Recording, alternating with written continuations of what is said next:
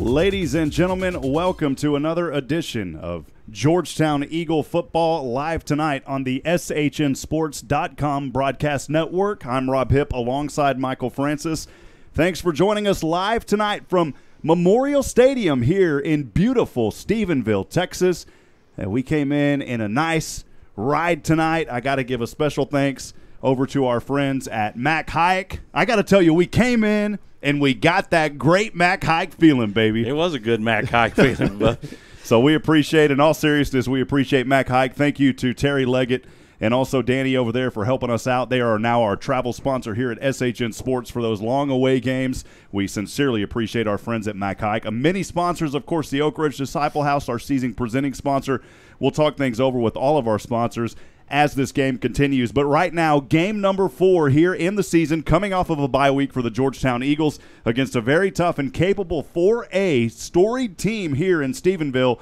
The Yellow Jackets, they're ready to put a sting on the bird tonight, but the Eagles have been flying high so far this season, Michael. A great one here in Stephenville tonight in the final non-district game of this season. it promises to be an exciting game tonight. Jackson Seosin leading the Central Texas area, one of the Central Texas area leading quarterbacks, promises to be an excellent game tonight. So we appreciate that and appreciate everybody that's here watching us tonight on the live stream. We're very excited about everything that's going on here. And I did want to mention something that was just handed to us here, a young girl by the name of Lauren Elise Laredo. They're honoring her tonight here with the Heart of Gold 2018, and just some awesome things here that they are doing here in the Stephenville community. But this poor little girl diagnosed with Alexander disease at the age of 10 months. It's an extremely rare genetic disorder with only approximately 500 cases being reported worldwide since 1949. There's no cure for this disease. This little girl regularly monitored by her neurologist. She's a student at Kinderbridge here in the Stephenville area, and the granddaughter of Dr. Kelly and Tana Doggett of Stephenville. And so our thoughts and prayers definitely with this blessed young little girl here with this Heart of Gold. And we'll try to get more information on how you can possibly get involved and help out with this. But again, we just want to have our thoughts and prayers with that family tonight as well. Before we get things rolling, Michael, a good one here tonight in Stephenville, Texas. Absolutely. It has been exciting watching the pageantry of high school football as both teams are now making their way onto the field as Georgetown just breaks through the paper and Stephenville just ahead of them. It's going to be an exciting time tonight. High school bands are here, and the pomp and circumstance of Texas high school football is on the air here in Stephenville, Texas. Georgetown tonight in their gray jerseys, gray pants with the Eagle numbers in blue, wearing those silver Georgetown helmets. And we've got Stephenville on the scoreboard as a gold color tonight because they do have that black, gold, and gray color. Tonight they will be in their gray jerseys. Those numbers are going to be a little hard to read tonight. Their numbers are also in a dark black color, so it's going to be a little hard tonight, but we'll get through it.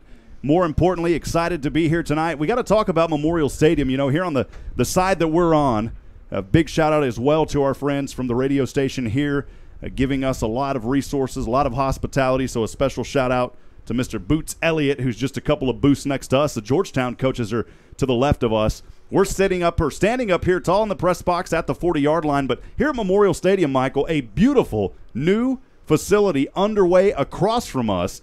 That is where they'll move the press boxes, and the home team side will flip-flop, and that's going to be beautiful because, number one, you're not going to be in the sun in these evening games anymore. Right, because we are directly in the sun, and it impairs our ability to see the field clearly as the windows are not very clean.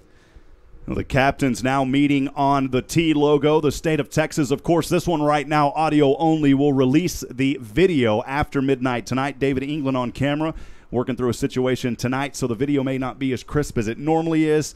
We just had to work through a couple situations, having to broadcast from behind the glass tonight, but definitely thankful to be up here. Also wanted to talk about Stephenville, too. They're in their gold socks, man, so it's going to be easy to spot those guys as far as their feet go, but maybe not so much the jerseys and the pants, Michael. True enough, my friend, true enough. Well, as always, Joshua Harris, Oak Ridge Disciple House, our season presenting sponsor here on SHN Sports. The Oak Ridge Disciple House, a faith-based Christian character building ministry that helps men 18 and older overcome substance abuse addiction through a well-planned and structured program. If you or someone you know is struggling to overcome their addiction, the Oak Ridge Disciple House can absolutely help. Please visit them online at oakridgedisciplehouse.com. Thank you to Joshua Harris and the Oak Ridge Disciple House for your generous support of Georgetown Eagle football here in this 2018 campaign. Mr. Francis. Well, Georgetown won the toss, and they elected to defer to the second half. Stephenville will be receiving the kickoff to get things started here at Tarleton Memorial Stadium. For Georgetown, of course, coached by the great man that we get to talk to every single week, Jason Dean, going into his 10th year here at Georgetown. Eagles on a 4-0 record. Stephenville tonight on their home field at a 2-2 record after they are coming off losses to Argyle when they opened the season, losing that one to 35-45. They beat Everman 41-16. They beat Abilene Wiley 41-28. And then Midlothian Heritage lost that game, just their last game they played, the third one of the season. A short loss there, 21-25. Georgetown set to have a good one here tonight as we talk more about this Stephenville team.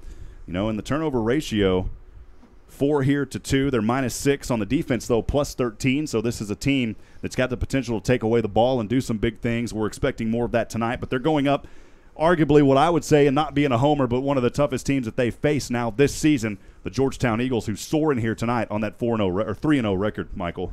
Absolutely. Well, you can't let the drop in classification deceive you, because Stephenville is definitely one of the stronger teams in the state, and the 4A classification should not deter.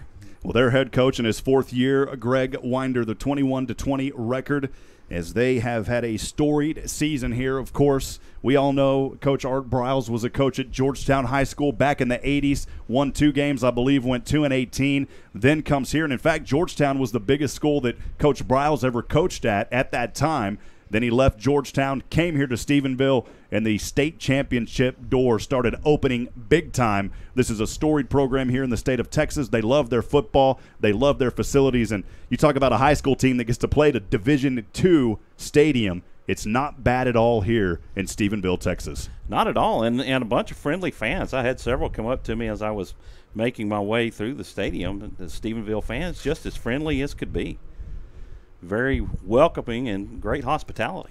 So, again, Georgetown deferred. They won the toss. They deferred, so the Eagles will kick this one off. They'll go from left to right. Stephenville lining up here. We're at the 7:01 mark, so getting started just a little bit late here tonight. I want to send a special thanks to all the Georgetown fans who have made their way into the stadium.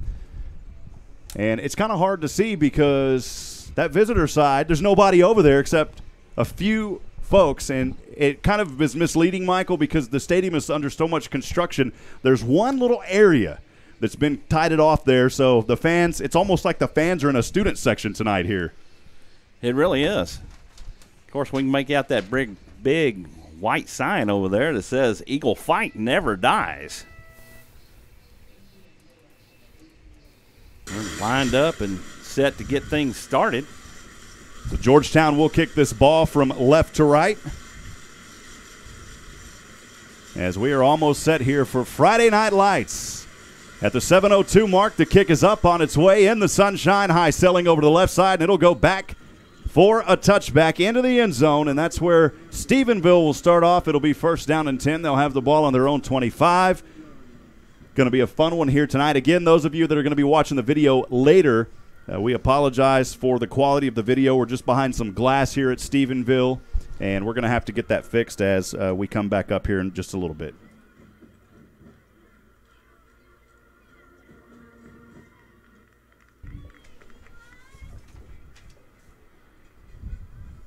So back in action, we are here. Thanks for joining us tonight on SHN Sports. And an early pass here on 1st down and 10 from the 25 is incomplete. It was over to the left side to Gage Graham. Graham, the 5'11", 180-pound senior, 5 catches for 99 yards, averaging 19.8 this season.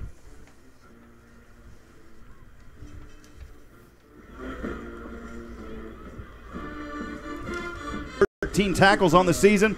He's had quite a few breakups, and Georgetown will force a quick 3-and-out, and the Eagles will get things rocking and rolling here on offense in just a few moments.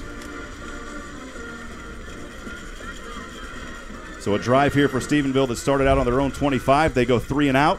The punt is up and on its way. Set back to receive is Georgetown around the 45, but they're just going to let this ball roll in between the hash marks.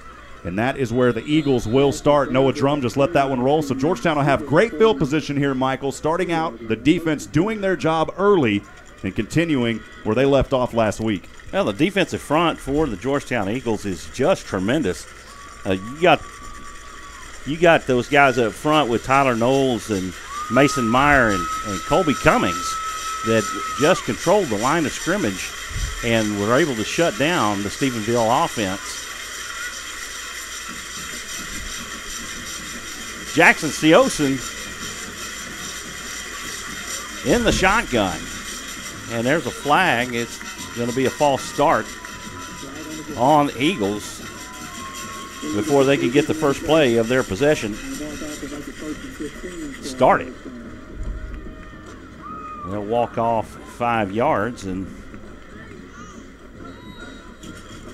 Georgetown will line back up.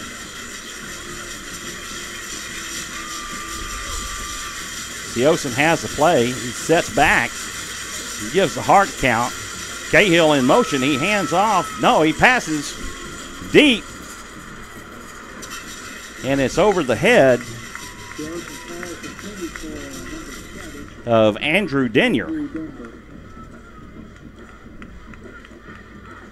His 2nd and 10. From the Georgetown 38. 11:05 to go. Cahill in motion.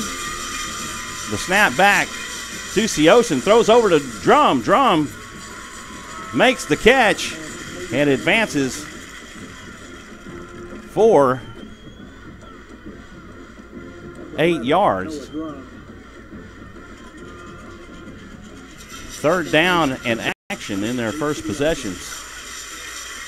Kloof back to punt. Snap back. He boosts this one in the air. And it's caught down at the 22. He's down the sideline. Kloof makes the tackle as Gage Graham advances it back down to the Georgetown 33-yard line. An excellent return by Gage Graham. 1st and 10 from the 33 of Georgetown.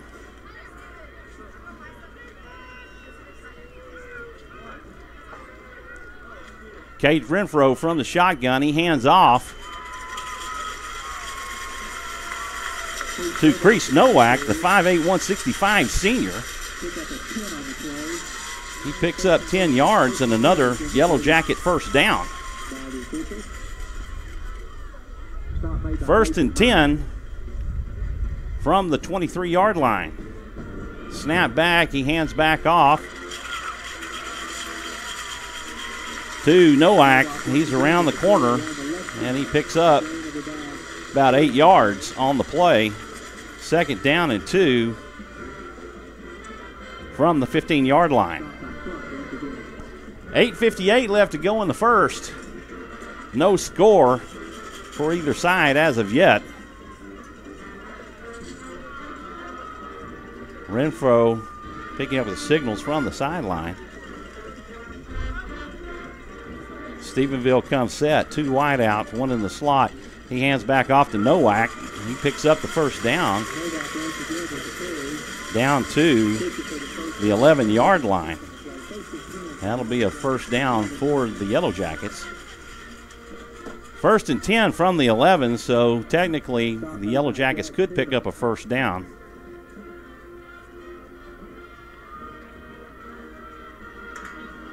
Georgetown defense really needing to step up here. The Blue Storm defense. Nowak in motion. He takes the handoff from Renfro. He picks up 2 yards on the play.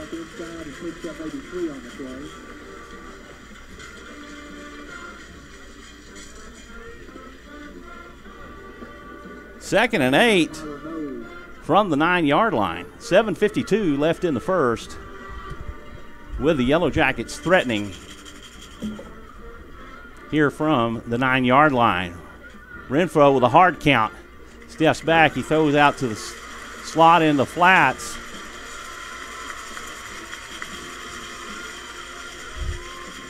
To Zane Walker, the 6', 205 senior.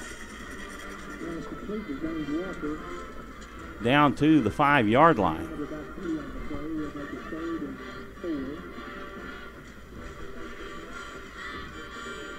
Like 3rd and 4 from the 5. 2 wide right. See, keeps. And he will be short. And that was number 8, Gavin Roundtree, the 6', 165 sophomore. The receiver taking a direct snap.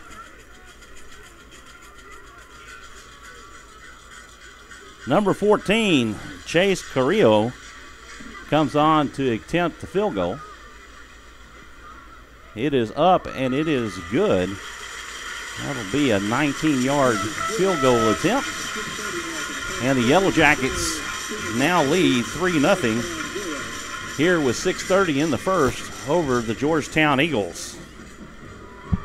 Well, Michael, thank you for calling those last few series for us. Georgetown coming out, not able to come back, but on the second possession of the night, a drive that started out after that long punt return on the Georgetown 33, the 19-yard field goal for Stephenville. Having that lead now, 6:30 to go here in the first quarter. Thanks for joining us tonight on SHN Sports. Rob Hipp alongside Michael Francis here from Stephenville, Texas, as the sun is finally setting behind the trees. And we are excited to be here tonight. Hopefully the second possession coming up for Georgetown. And they will be able to get something rolling on offense as they stalled as well on their opening drive.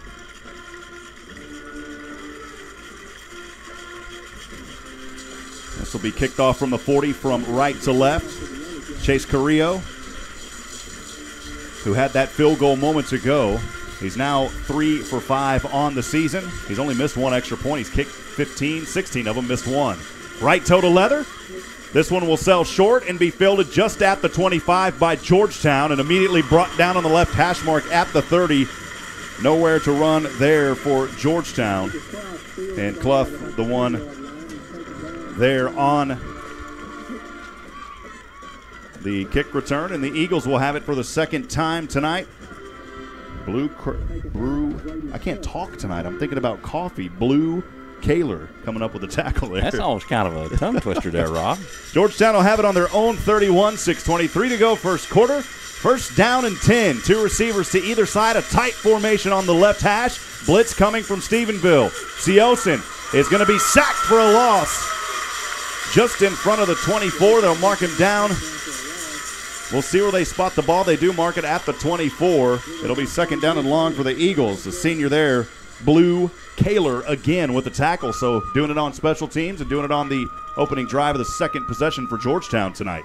Well, unfortunately, nobody picked him up as he comes in on the blitz. And just there was nobody there to block him.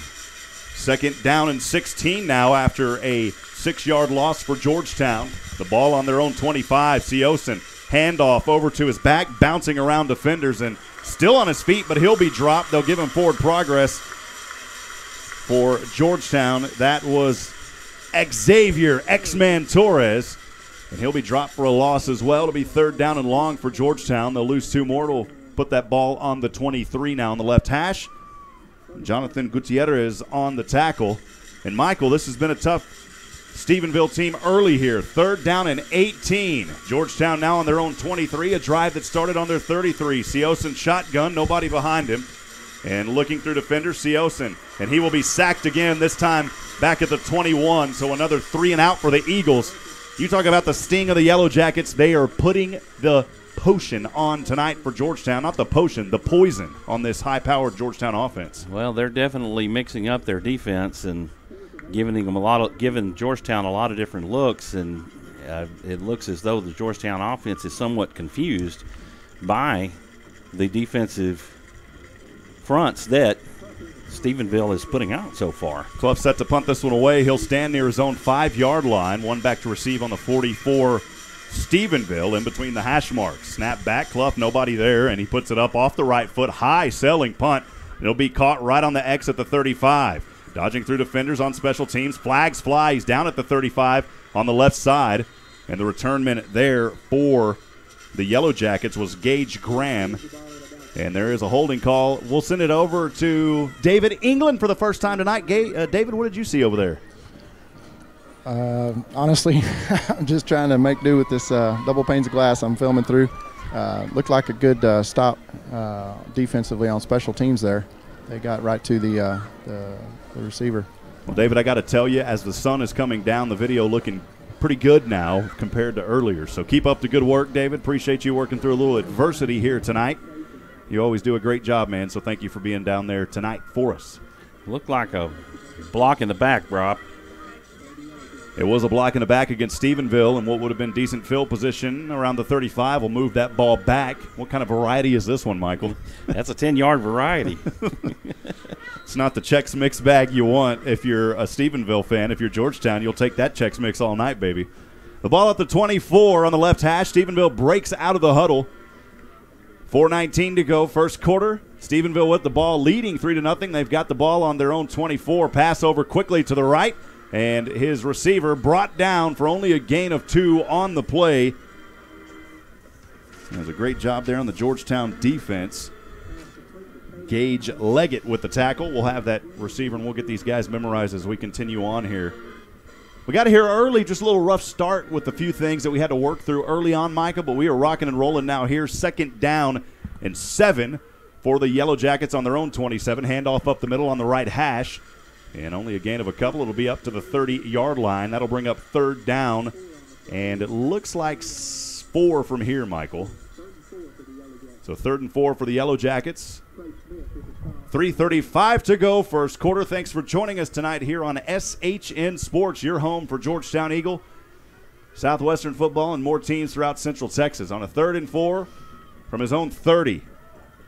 Renfro steps back, and Renfro passes over to the left, has his man, and they're going to give him a little bit of forward progress near the 35. They'll mark him down at the 33. It was the sophomore Gavin Roundtree trying to get around the tree of the Georgetown Blue Storm, not able to. It'll be 4th down, and I wonder if they're going to go for it here on a 4th down. And it says 1, but, Michael, it's a little bit more than 1 if you look where the spot is, and they say, no way, we're going to punt this one away. I think that's a wise move. If you're pinned back that far, you don't want to not get the first down and then put Georgetown in great field position, Michael.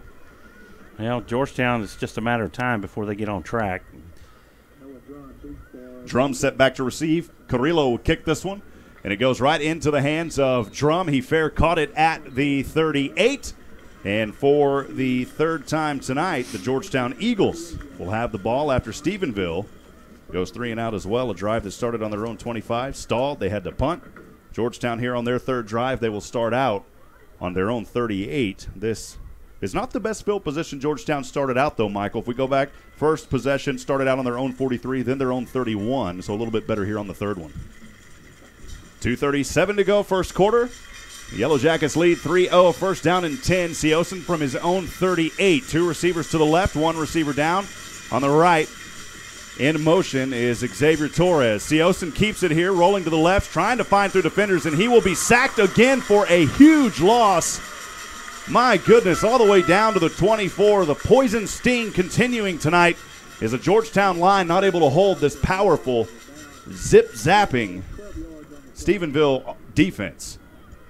Well, the thing that Stephenville has is significant speed. Their defensive front is breaking through the Georgetown line, and they're cutting the corners off and not giving Siosen any room. A loss of 12 on that sack brings up 2nd down and 22 from the Georgetown 24. Siosen empty backfield, throws in the flats over to the left, has his receiver, dances through defenders to the 30, still on his feet across the 40. Now the 50, 2 men coming on the left as he angles in between the numbers, still on his feet, down into Yellow Jacket territory at the 25. What a catch and run after there by Corey Coleman coming into this game. Only 6 catches for 53 yards, but Coleman bringing the can here tonight. But there is an injured Georgetown player back down near the 25, and there is a flag back there as well. And My goodness, Michael, this one may be coming back. That flag resting on a 30, unless it was a personal foul type injury or something here against the Yellow Jackets. David, did you see anything down there near that 30? I did not. Following that play, it possibly might be one of the running backs.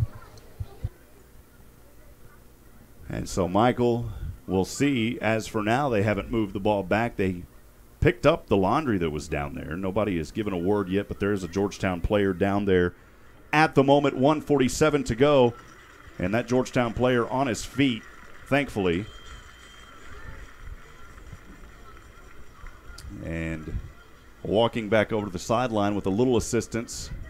May have tweaked his right ankle down there, so Martinez heading back over to the sideline for Georgetown. Well, there was no flag. They pick it up. Oh, there was. Yeah, I still didn't hear what that was, Michael. But in any case, it's going to move Georgetown all the way up now to the 12-yard line of Stephenville. First down and 10 in the red zone now at the Stephenville 12. Seosin, after the pass moments ago to Corey Coleman, has a back to either side, one receiver to either side. Now his back goes in motion from left to right, throws over the center. And this one, a dart into the hands of his intended receiver, the fullback, R.J. Andale Moreno. And Moreno will pick up a couple. It'll be second down and 8 for Georgetown. Actually 9. They only give him 1 on that. Second down and 9 from the Stephenville 11. On the left hash, Seosin. One back to his right, 2 receivers to the right, 1 up top to the left.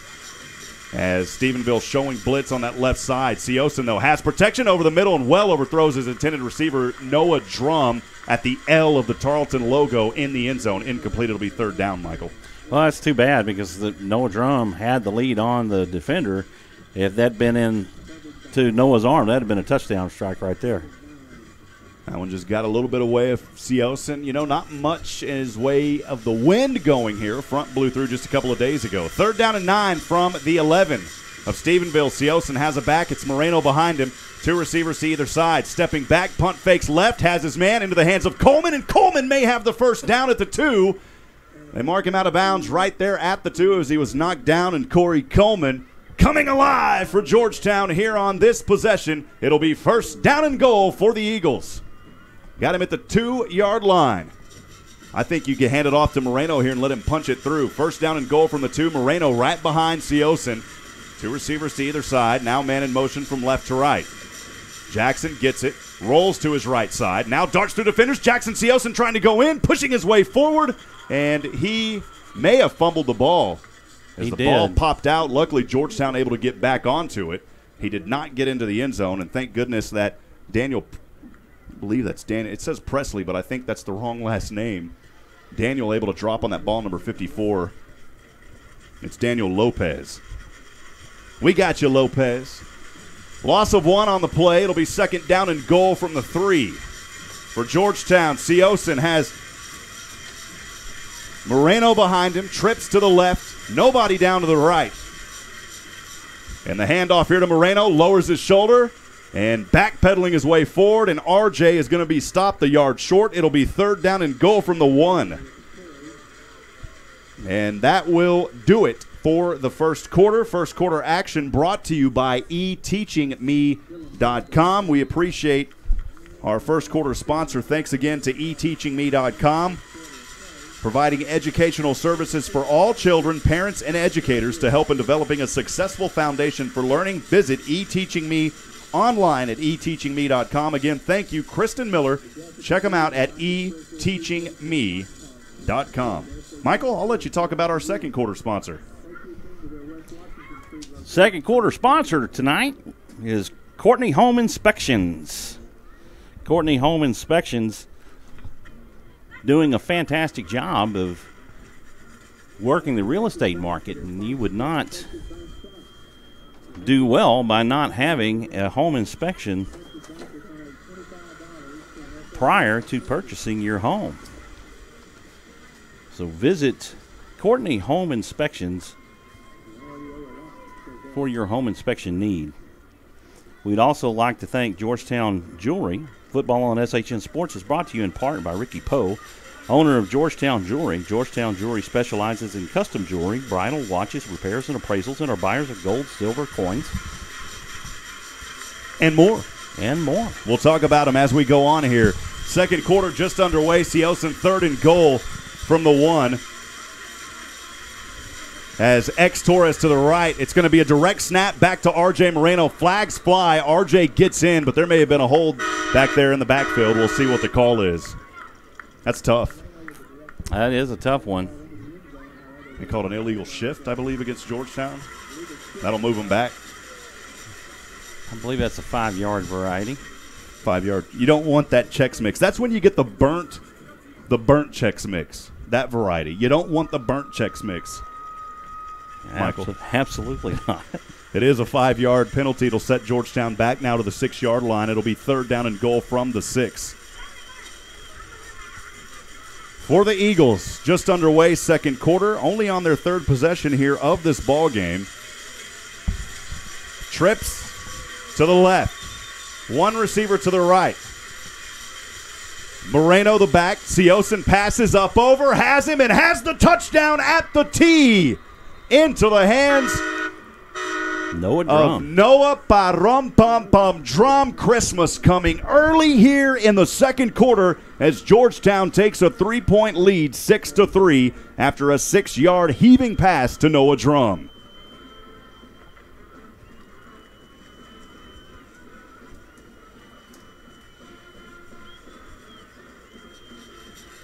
Little trickeration here, Rob. Yeah, they line up in this formation where Seosin and Moreno all alone. Seosin's going to get the direct snap. Seosin got in for the 2-point conversion. The trickeration paid off, and the Eagles get 2, now with an 8-3 lead. Excellent call by Coach Dean on that 2-point conversion play. Dylan Cahill in motion and snapped the ball directly to Seosin, who follows Cahill through where the guard is lined up and into the end zone for the 2 points. So Georgetown leading here at the 11:48 mark, 8-3, live tonight from Stephenville, Texas, as the sun is now set behind the trees. It has set a beautiful sky here. We're graced with an art canvas over this beautiful facility. Michael, I'll send it over to you to thank some more of our sponsors. All right, going back to Georgetown Jewelry, drop by the Williamsburg Village Shopping Center in Georgetown or visit them online at georgetownjewelry.com. We'd also like to thank Minuteman Press.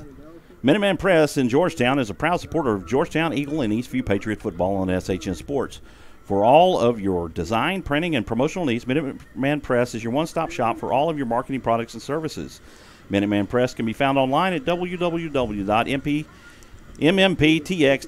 Thank you to Ty Gibson and Minuteman Press for your generous support in helping make these broadcasts possible. Those guys do a lot of the locker room wraps and things that you've seen throughout the schools. Thank you to Minuteman Press. As Georgetown's Clough will kick this one off. Right foot, it's going to go short around the 25, and that's going to go out of bounds, and the illegal procedure flag is thrown. That should move the ball up to the 35, I believe. And you don't want to give Stephenville good field position. Michael, talking to Coach Dean in the coaches show this past week, I believe the first time that these two teams have met up, and it's kind of neat how you start talking and you tie things back together. Talking to the radio announcer here for Stephenville last night on the phone, yesterday on the phone. Very nice gentleman named Boots Elliott. Went to Southwestern. He's been here now 28 years on the call. And I couldn't believe it because the guy looks like he's 28. Oh, really? So, said, I hope that I get graced with the older I get, the younger I seem. Kind of a Benjamin Button. Stephenville will start here on their own 32, first down and 10. Handoff up the middle now to the right hash, and a healthy run on first down. Inside, no, they'll mark him down at the 35-yard line. It was the senior, Crease Nowak, coming into this game, averaging over 100 a game. Boy, even more than that, he's got 66 carries for 386 yards, averages over 5 per carry, 2 touchdowns. He also can catch 13 for 219 and a touchdown. Second down and 7 from the 35. The pass up over the middle has his man at the 45. Still on his feet, spinning like a top to the 47. Nice reception there by the senior, Zane Walker. Said, I'm Walker. I don't need Texas Ranger, baby. First down and 10 from the 37 on his own side is the junior Cade Renfro. Renfro in shotgun, miss snap there, and Renfro still able to pick it up, and he will be dropped for a loss at the 35, an early snap. Georgetown coming up with that sack there. It was Mason Meyer, 10 tackles, now with his 11th on the season, his second for a loss. Outstanding play by Mason Meyer. Number 48.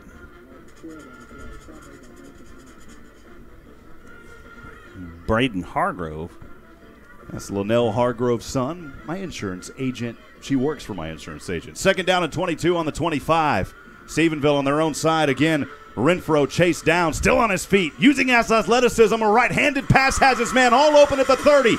In between the hash marks, now angling to the left side across the 10, 5, and he will go in and score the touchdown. A 75-yard dart for the score. Wow, what a play by the Yellow Jackets as they are starting to sting even more. On a broken play that looked like that he was going to be sacked. I believe it was Lindsey. No, it was Crease Nowak. And like timeout, Georgetown. man, Nowak just Back making it there, look yeah. easy, man. Back there all alone, it appeared that Renfro was going to be sacked back behind the line, and in a busted play, Nowak gets downfield and behind the Georgetown defense and wide open, and Renfro able to get that pass over to him. Well, in that first quarter, 2 first downs for both teams. Georgetown rushing 8 times, negative 25 yards. Stephenville 6 times for positive 28. 66 passing yards for Georgetown, 7 for Stephenville. That number way up there now. Georgetown 3 for 5, no touchdowns, 4 for 6 for Stephenville. Total yards in that first 41 compared to 35, but clearly right now Stephenville with the momentum here in this game. They're going to go for 2 here at the 10-13 mark. They lead by 1, 9-8. They got 3 yards on that 2-point conversion. Nobody back. Pass over Renfro. His man was all alone, but there was a flag on the left side. And we'll see if they pick that up. If it was against Georgetown. For the time being, the Stephenville players stay on the field. This may be against Stephenville. And, Michael, I believe it is. It is.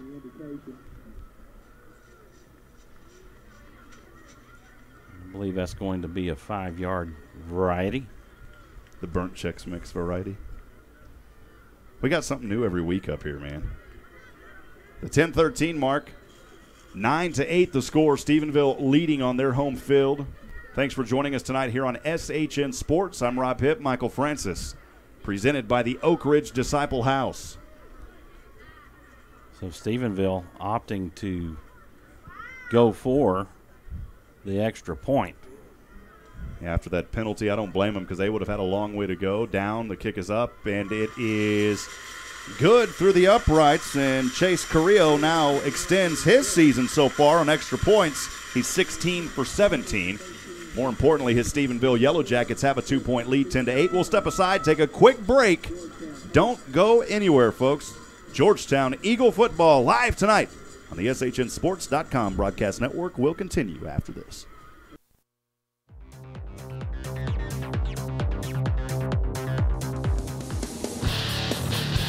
An RBI single for Wyatt Childress. And coming around to score will be Luke Seaback. Georgetown leads 2-0. 2-2 pitch. This one over to left field. That's a base hit and a run scored. And that may be a stand-up double for Ryan Neitch. And it is Ryan Good Neitch as he brings in Wyatt Childress. Now we can say it, baby. The grill is starting to cook. Bring on the ribeye. Well, Georgetown Eagle baseball seems like it's a long way off, but it is not just this fall coming. We've got advertising spots available. You can hear more about that on SHN Sports as this night goes on. The kickoff here from Stephenville over to Georgetown from left to right into the hands of Clough. And he will be brought down just outside the 20-yard line. Georgetown here will try to answer the call, trailing right now 10-8 at the 10:03 mark, Michael. Well, I'll tell you what, you mentioned earlier Stephenville and their yellow socks should be easy to see. I can't tell you how many times I thought a flag was on the field. They're about the same color. Seeing them flying around. Georgetown will take the field here, first down and 10 from their own 33. Siosen in shotgun, trips to the right. Also now it is his running back, and Siosen going to keep it here. Dives his way forward on the left hash outside the 25. He'll pick up a couple on the play. Looks like they got him down to around the 26-yard line. It'll be second down and 7 after a 3-yard gain, Michael.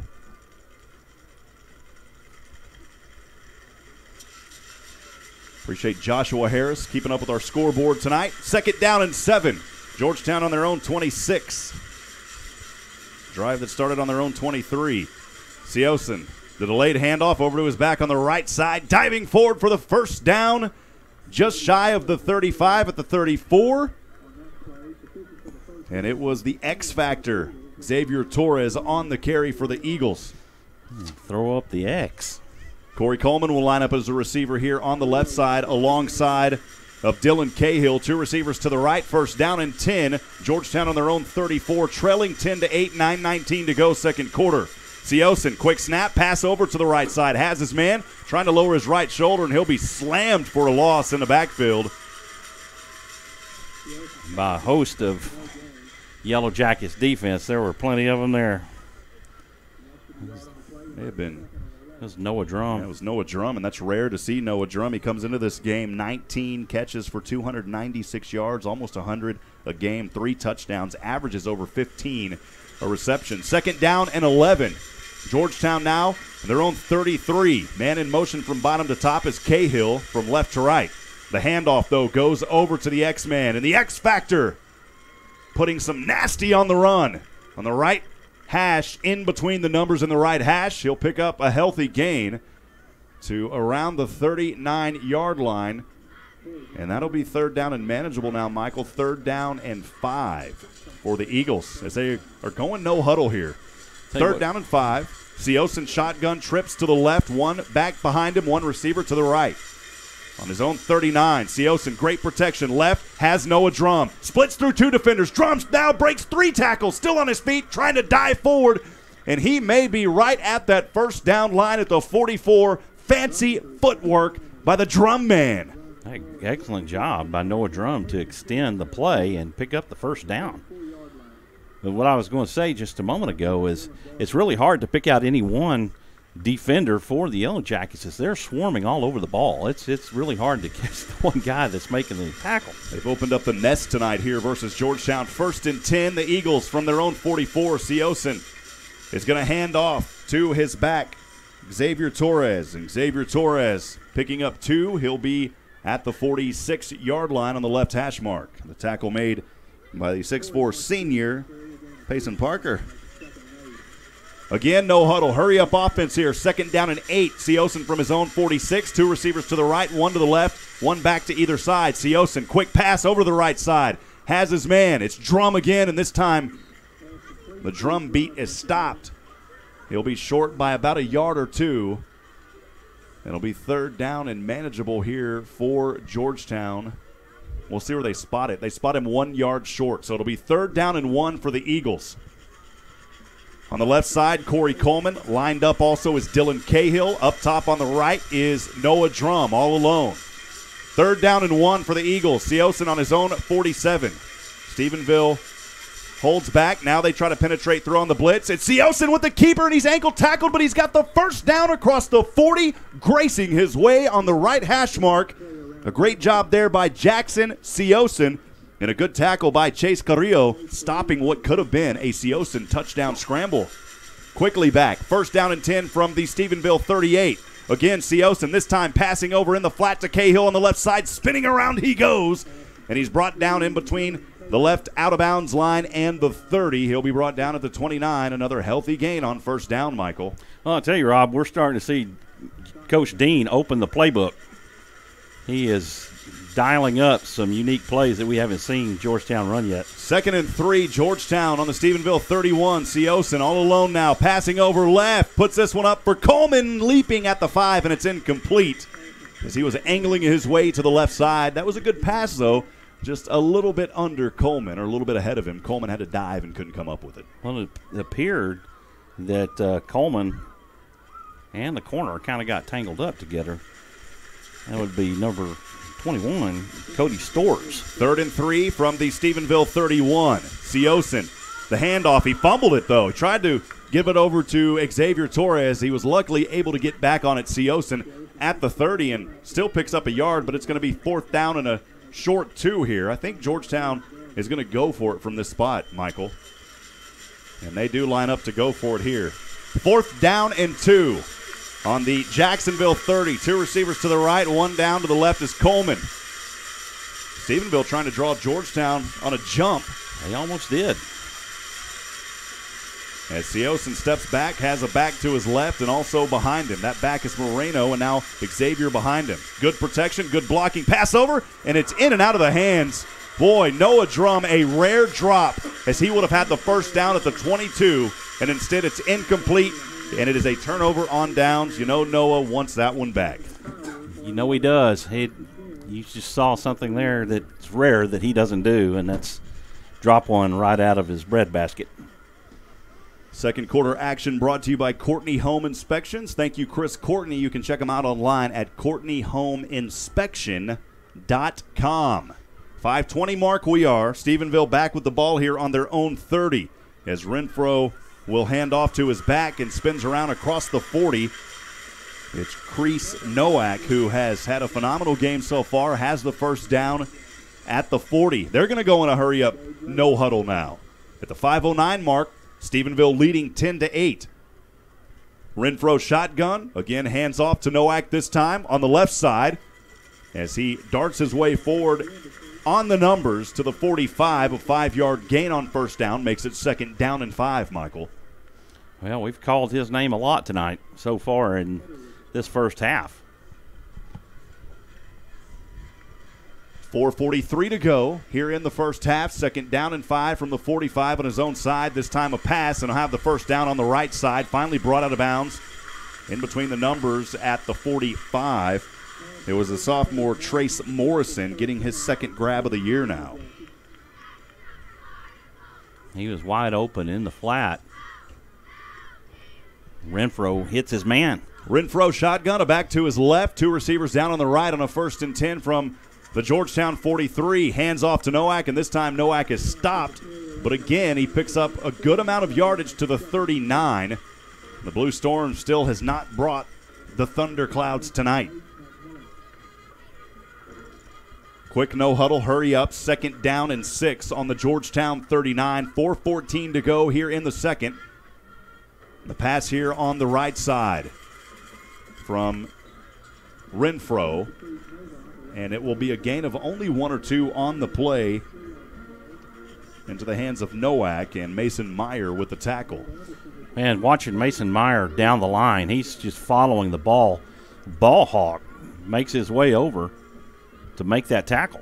3rd down and 3. The Blue Storm going to try to hold here. Empty backfield for Renfro. Passing over, has his man, has the first down at the 32 on the left side. Nate McMillan with the stop. It'll be 1st down and 10 now on the Georgetown 32. Renfro shotgun, 2 receivers to the right on the option. He'll keep it. Still on the hash marks. Now he moves to the outside on the right. And near the 20, Renfro will be brought down. This is a quarterback that is mobile. He can run on the option. He decided to keep it as he ran to the right, and he'll be brought down around the 21. And we've got a timeout on the field by the Georgetown Eagles. Michael, we'll take a quick moment to thank some of our sponsors. Georgetown Interstate Transmission and Auto Repair. Georgetown Interstate Transmission and Auto Repair supports Georgetown Eagle and Eastview Patriot football in Georgetown. For general maintenance and automotive repairs performed by ASE certified techs, drop by Georgetown Interstate Transmission and Auto Repair next to Mel's Lone Star Lanes. You can visit them online at georgetownautorepair.com. Thank you, Joe Bob with Georgetown Interstate transmission, and auto repair for your generous support of high school football in Georgetown. We'd also like to thank Pregame Insurance Group. Pregame Insurance Group, located in Central Texas, is an insurance provider servicing clients in all 50 states. Pregame Insurance Group is designed to fit your insurance needs and help you manage potential risks, offering a wide variety of insurance products for business and personal needs. Pregame Insurance Group has you covered. For more information, visit them online at www.bigbcs.com. Thank you to Doug Groves and Pregame Insurance Group for sponsoring Georgetown Eagle football on SHN Sports. Michael, I love our sponsors because I know them personally. Thank you, Doug Groves, our insurance agent. First down and 10 from the Georgetown 21. Pass over the left side and an ankle tackle, stopping him at around the 17-yard line. The pass to Morrison is caught. He's got his third pass now of the season, or his third reception. It'll be first down and 10. The Yellow Jackets now in the red zone of the Georgetown 17. Second down and 6. Renfro shotgun will hand off to his back, trying to slice his way through defenders. And Nowak will push his way forward for maybe a gain of 2, and it is. It'll be third down and 4 from the Georgetown 15. And now they slow things down and start to talk a little bit here at the 2:37 mark. Stephenville leading on their home field here at Memorial Stadium 10-0, the stadium of Tarleton State University. It's a beautiful venue. Third and 4 from the 15. Stepping back, pass over left corner, up, and it is caught. Did he get in time? The official says yes, touchdown. Gavin Roundtree, a 15-yard touchdown strike in the corner. And the Stephenville Yellow Jackets extend their lead 16-8.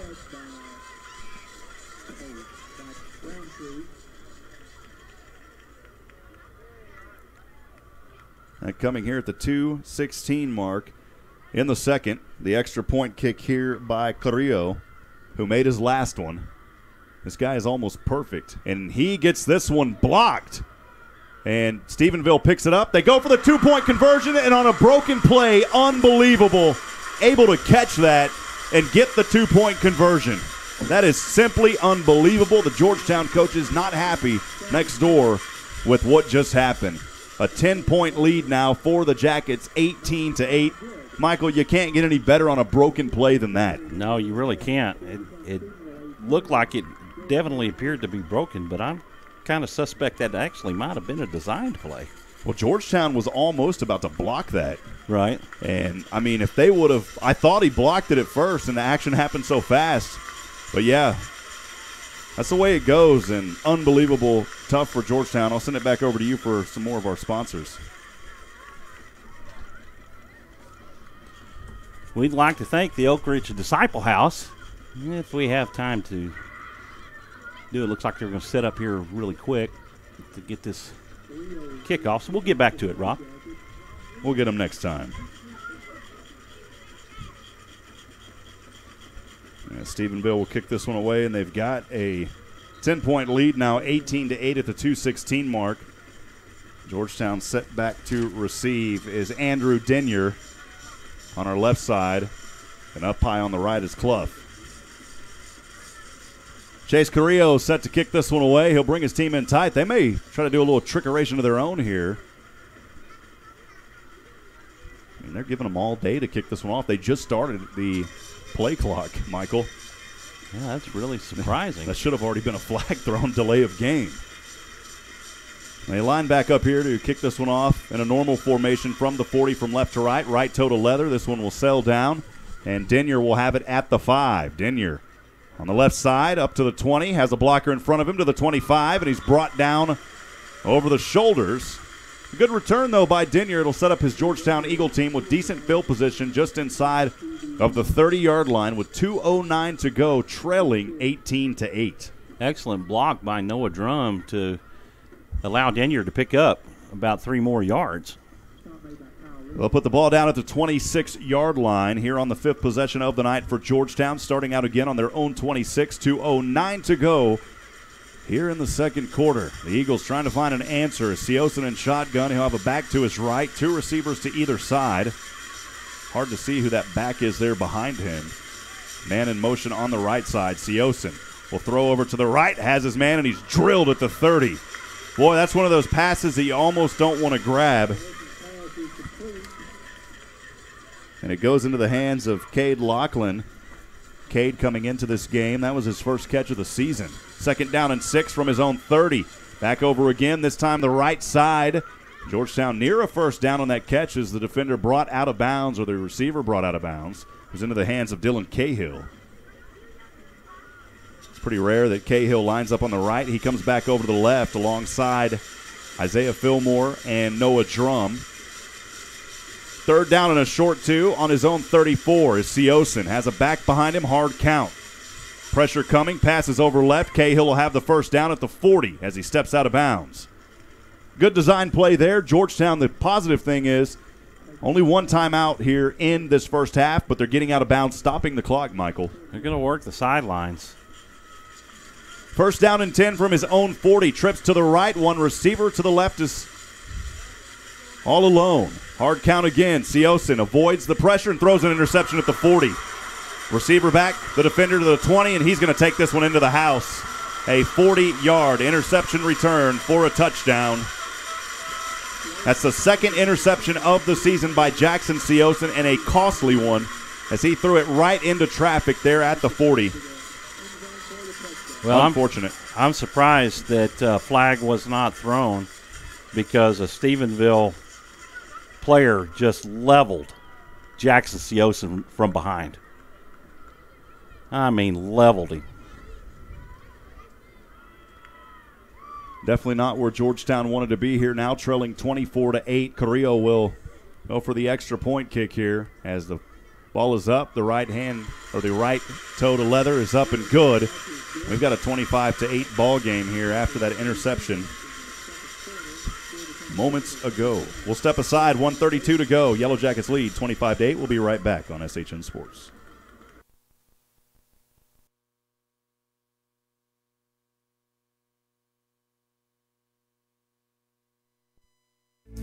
Have you seen the culture around youth sports lately? The short-sighted, sometimes ugly win-at-all-cost attitude has driven many kids away from wanting to participate.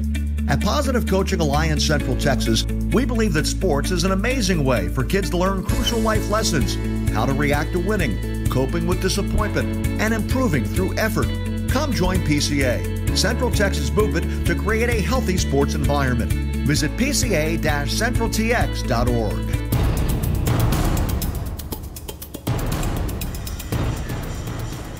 Back in action here from Memorial Stadium, Stephenville. Yellow Jackets at Tarleton State University leading Georgetown 25-8 after that 40-yard interception return moments ago, as they will kick this ball off at the 1:32 mark here in the first half. The ball will sail into the hands of Georgetown. It's Denyer, and Denyer again with a decent return to the left hash mark just beyond the 20. He'll have it up to around the 23, Michael. That's not where Georgetown wanted to be here, as they've had some life on these drives, and that is one that'll just tear you down. Yeah, it's really a dejecting play made by Blue Kaler on the pick six. Georgetown will have it 1st and 10 on their own 23. Seosin steps back on. He'll have his back X-Man Torres right behind him. 2 receivers to either side. He's lined up on the left hash mark. Seosin standing in shotgun about 3 yards back. Dodging through defenders. Seosin tuck and run here. He didn't want to. He got chased from behind. Avoiding the sack, though, and picking up a yard on the play to the 24. It'll be 2nd down and 9. Stephenville doing a good job to cover the Georgetown receivers. They'll actually give him 2 yards. It'll be 2nd down and 8. And the ball resting just in front of the 25-yard line. 2nd down and 8. 58 seconds to go. Georgetown one timeout, trailing 25-8. Seosin steps through traffic, throws this one across the middle as Dylan Cahill in between the hash marks, just shy of the 45 with the first down. That'll stop the clock temporarily, and now it runs again. 44 seconds to go. 1st and 10. Georgetown on their own 42. Trips stacked up in a tight formation on the left. Seosin in the flats. over to Noah Drum, and Noah will casually step out of bounds at the 45. That'll bring up second down. And it looks like they will – boy, they moved that ball back. Interesting. Well, one of the side judges, the line judge over here on the side, only gives him a yard, and that's not right.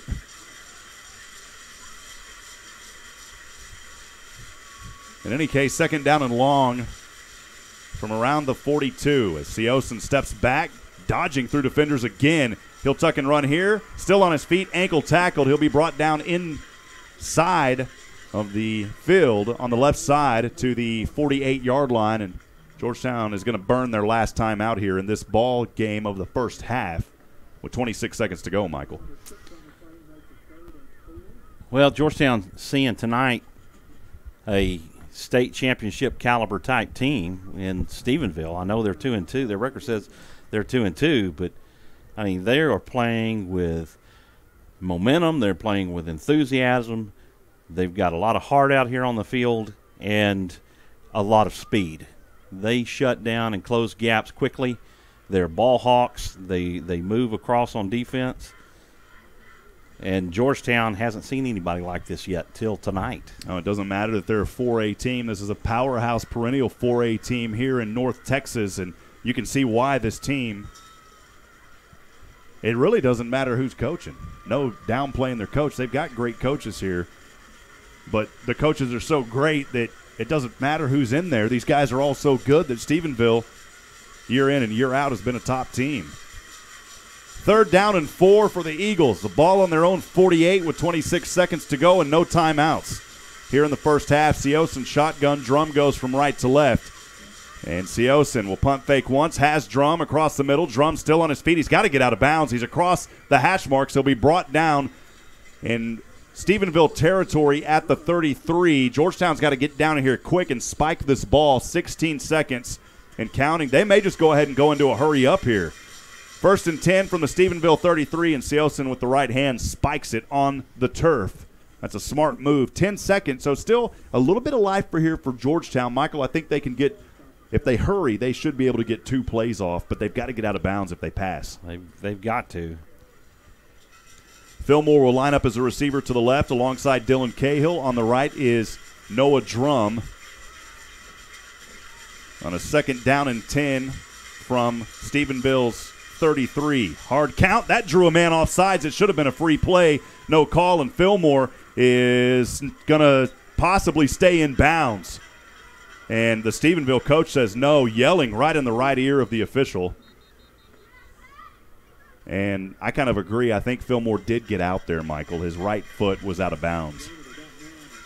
I think so. It's kind of funny. The coach was right there on it, and he's yelling at the official saying to keep the clock rolling. I'm really surprised that the encroachment call was not called. That was definite encroachment.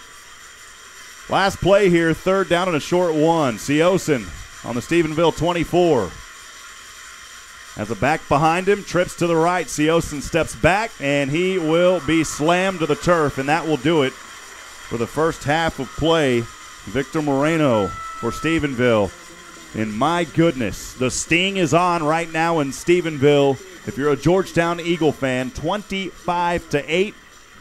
Michael, that was a tough one for the Eagles. And, you know, they wanted to try to get in there, but they just couldn't get any drives really in rhythm, only besides one. And that's been the story of the game. Corey Coleman been really the only big highlight for these Eagles so far. It has. I mean, you've seen flashes. You've seen some Noah Drum.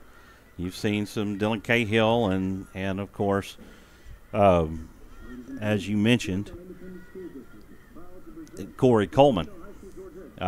Make some great flashes. And even Jackson Siosen with his legs at times has been successful. But they haven't been able to string anything together consecutively to stay on track and put Stephenville back on their heels. And unfortunately, that pick six, golly, that just really deflates the air out of your sails. Well, it does. A 28-minute halftime. We'll take a break. We'll step aside. We'll let you enjoy the sights and sounds. The sounds first, the sights after midnight of your Georgetown Eagle Marching Band. Stay with us. SHN Sports Georgetown Eagle Football continues, presented by the Oak Ridge Disciple House.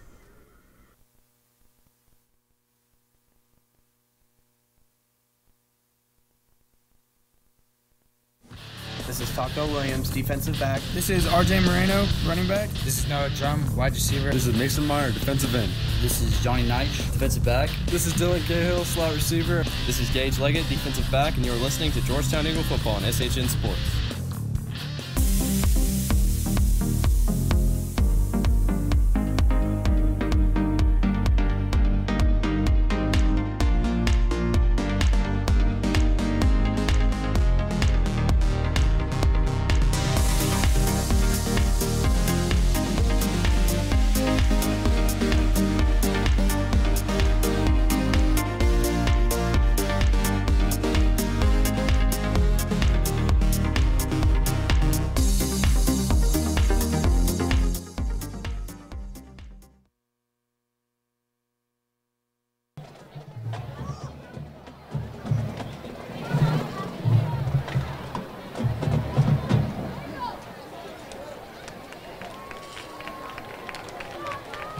Lieutenants are Erica Germain, Holly Miklinchek, Rebecca Young, and in the center, your 2018-2019 Georgetown captain is Hannah Harriet. Social of the week is Haley Marbidi. Georgettes of the week are Lily Canales and Jaylee Lindley. Author's choice this week is Hannah Pardman and Annabelle Coram. And the social butterflies of the week are Madison Perdomo and Ariel Skelton. And now watch the Georgettes as they perform a jazz routine to the hit Fall Out Boy song, Light 'Em Up.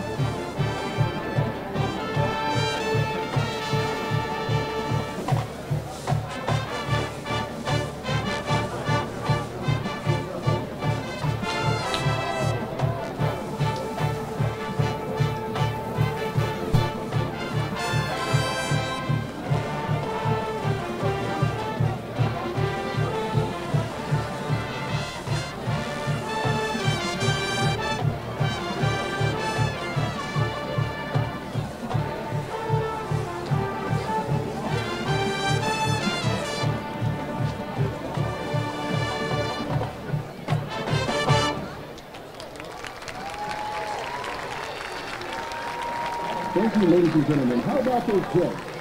The Georgettes are directed by Miss Judy Prosser and assisted by Miss Olivia Westmoreland.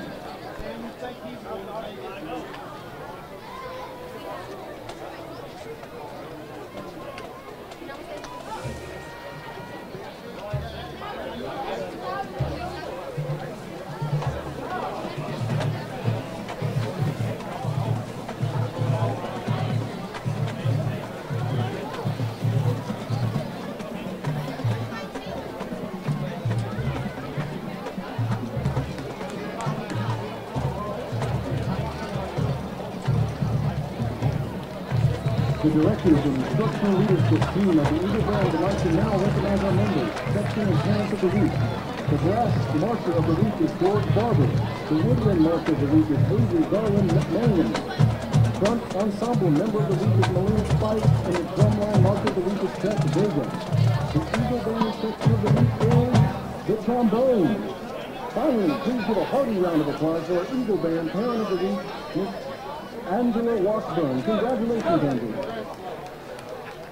The award-winning Eagle Band is led on the field by senior drum majors Catherine Massey, Anna White, and junior drum major Aaron Lindsay.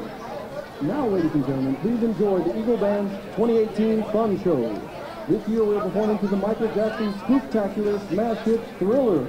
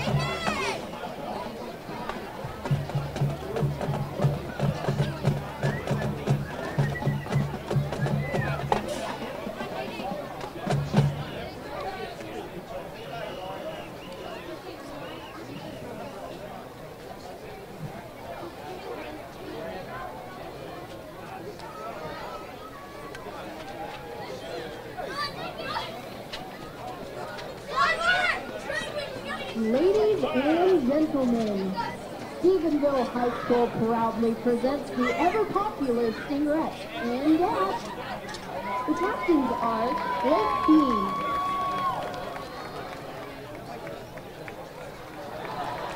Samantha Dewberry, Tara Garza, Bailey Pritchard, Sarah Ratliff, and Bailey Sanderford.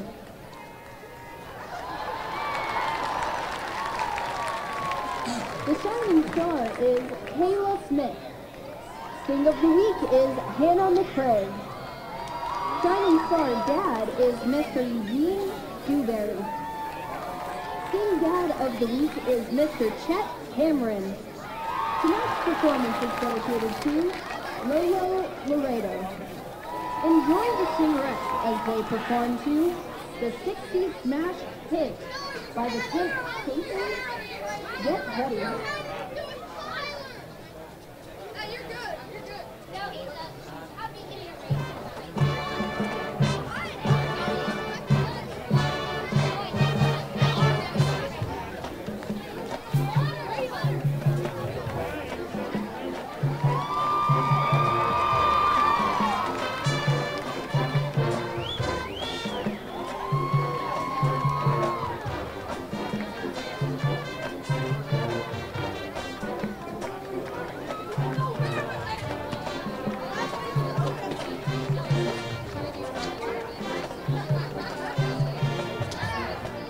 Well, ladies and gentlemen, welcome back to Georgetown Eagle Football live tonight on the SHNSports.com broadcast network. Rob Hipp alongside my good friend Michael Francis here in a game where Stephenville tonight putting the sting on the Eagles 25-8, a very high-quality team, as we were talking earlier, top-ranked in state polls. And, Michael, this is a team that historically has been lights out. They have done great jobs over the years. You know, Georgetown, through staffing, if you go back and look, has a lot of connections to this community, a lot of connections to former coaches that used to be here. Special shout-out as well to Boots Elliott. We talked to him last night. Been here 28 years, a guy that is committed to this town, to this community, does a lot with the local radio stations here, and we appreciate the hospitality as well.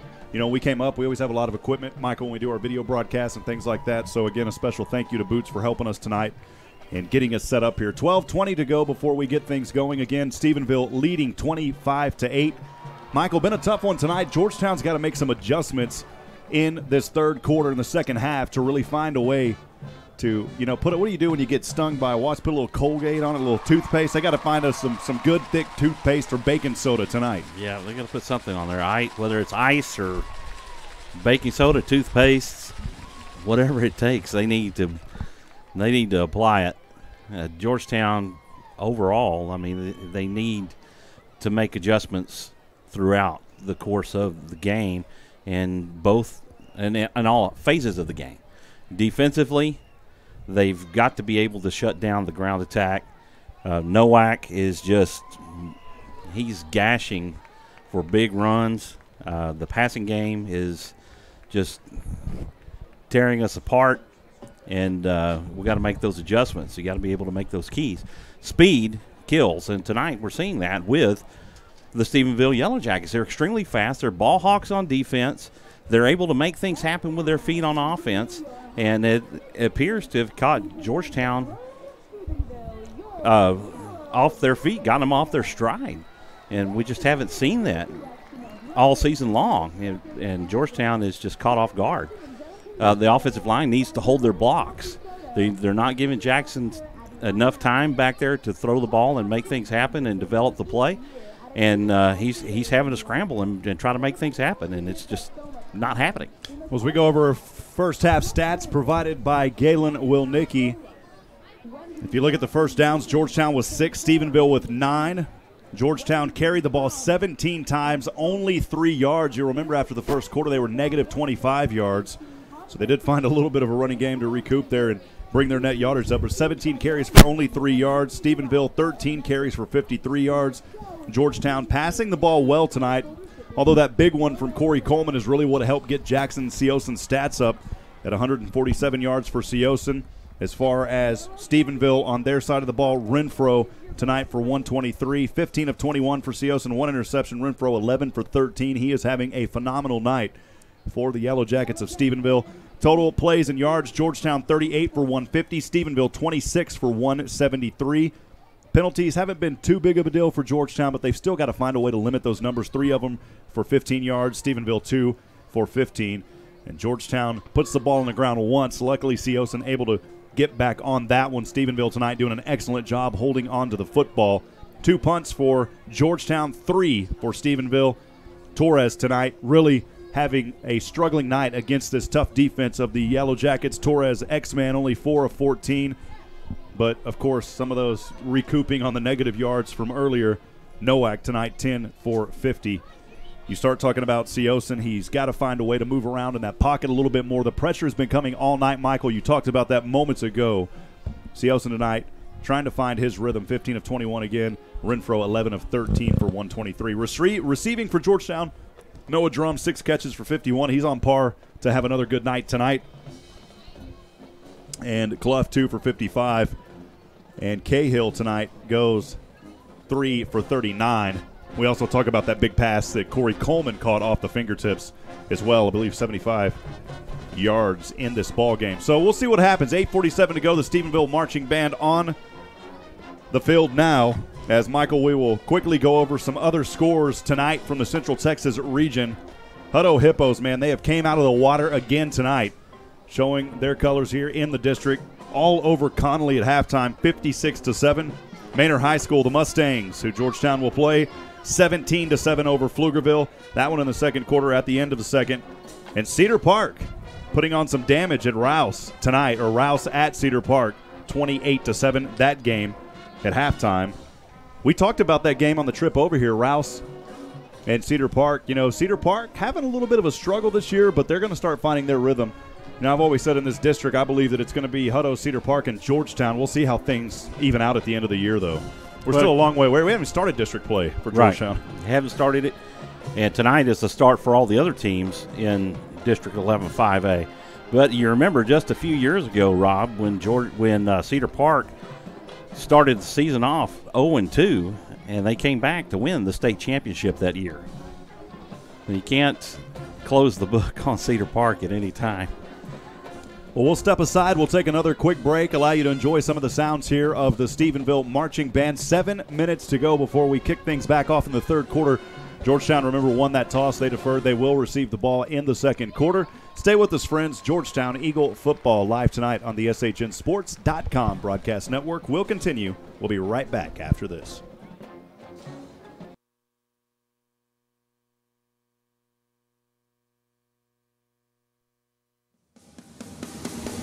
This is Taco Williams, defensive back. This is RJ Moreno, running back. This is Noah Drum, wide receiver. This is Mason Meyer, defensive end. This is Johnny Knight, defensive back. This is Dylan Cahill, slot receiver. This is Gage Leggett, defensive back, and you're listening to Georgetown Eagle football on SHN Sports. Have you seen the culture around youth sports lately? The short-sighted, sometimes ugly win-at-all-cost attitude has driven many kids away from wanting to participate. At Positive Coaching Alliance Central Texas, we believe that sports is an amazing way for kids to learn crucial life lessons, how to react to winning, coping with disappointment, and improving through effort. Come join PCA, Central Texas movement to create a healthy sports environment. Visit pca-centraltx.org.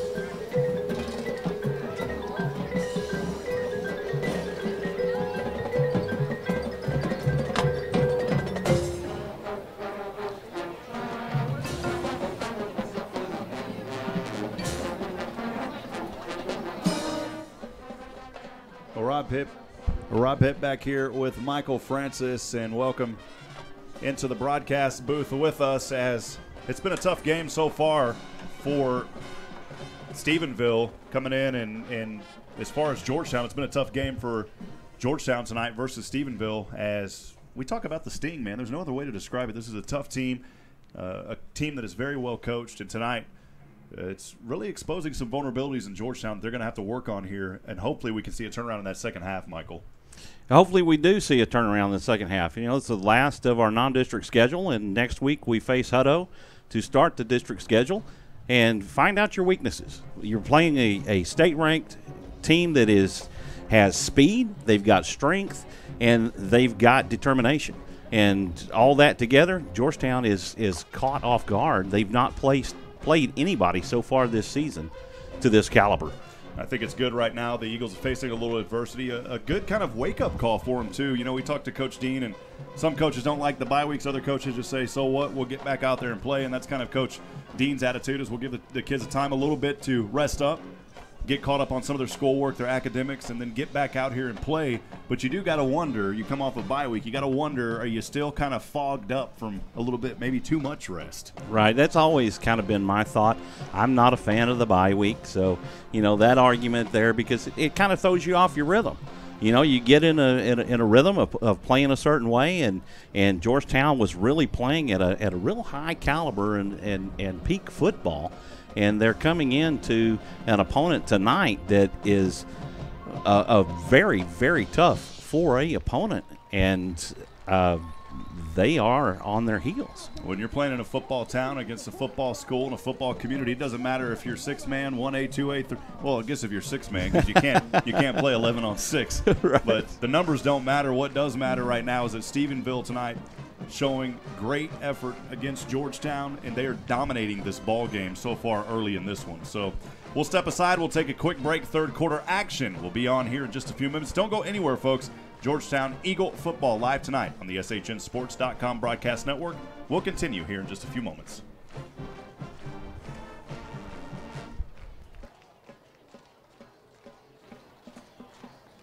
Congratulations to this week's band member of the week, freshman Arizona Barnes. Color guard member of the week is junior Cassie Soto, and the section of the week is the trumpets. The Yellow Jacket Band staff is Michael Childs, Megan Lockwood, Michael Limberly, and Chris Conway. Directors. Color guard director is Stephanie Child. Techs for the band are Matt Edwards, Madison Howell, and Madeline McKenzie. The SHS Band would like to give a special thanks to our platinum level members, Main Group Air Conditioning Incorporated and Nearing Technology. Gold level member, Maximum Financial Group, and silver level members, Bruner Motors, CC Pizza, KSTV Radio, Robert and Laura Campbell, Signs Express Plus, Stephanie and Gray Ashley, and Taco Casa.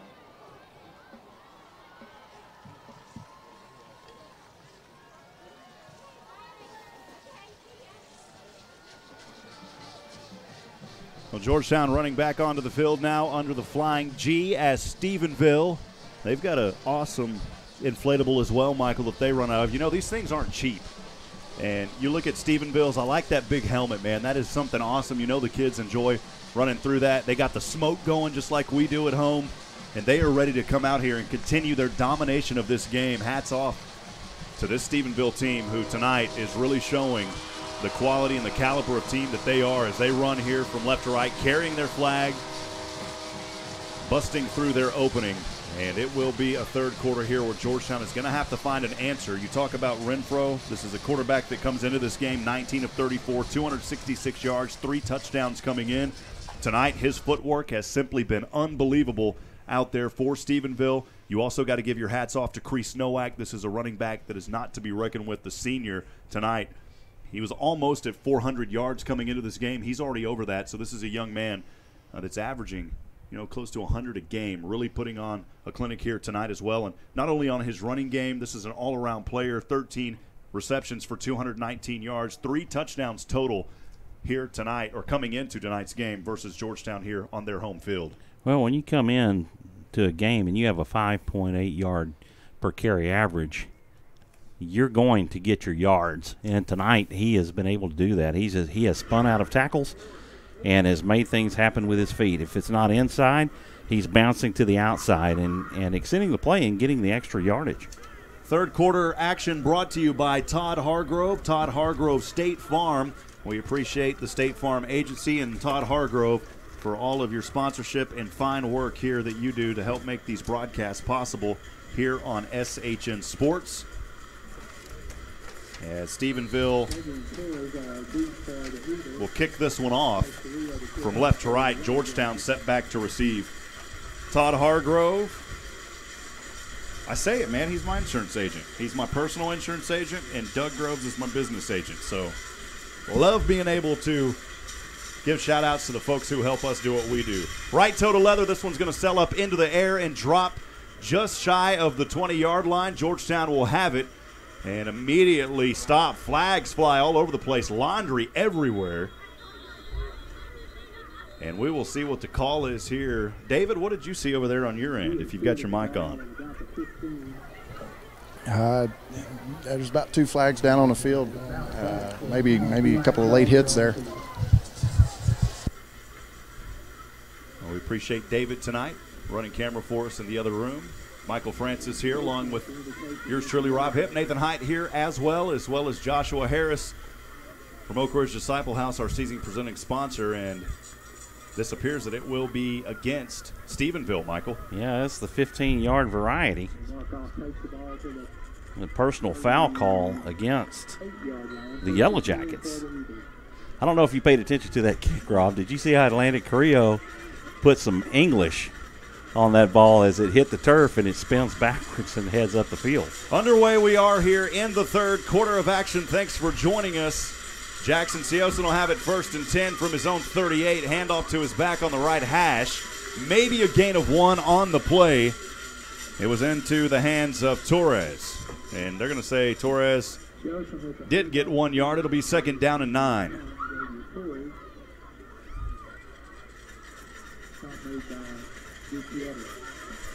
Georgetown here on their 7th possession of the night. 2nd down and 9 for the Eagles. 2 receivers to the left, 1 to the right. Siosen will keep it here as he initially was going to hand off to Torres. And, boy, that is some aggressive play by Georgetown out there after the play.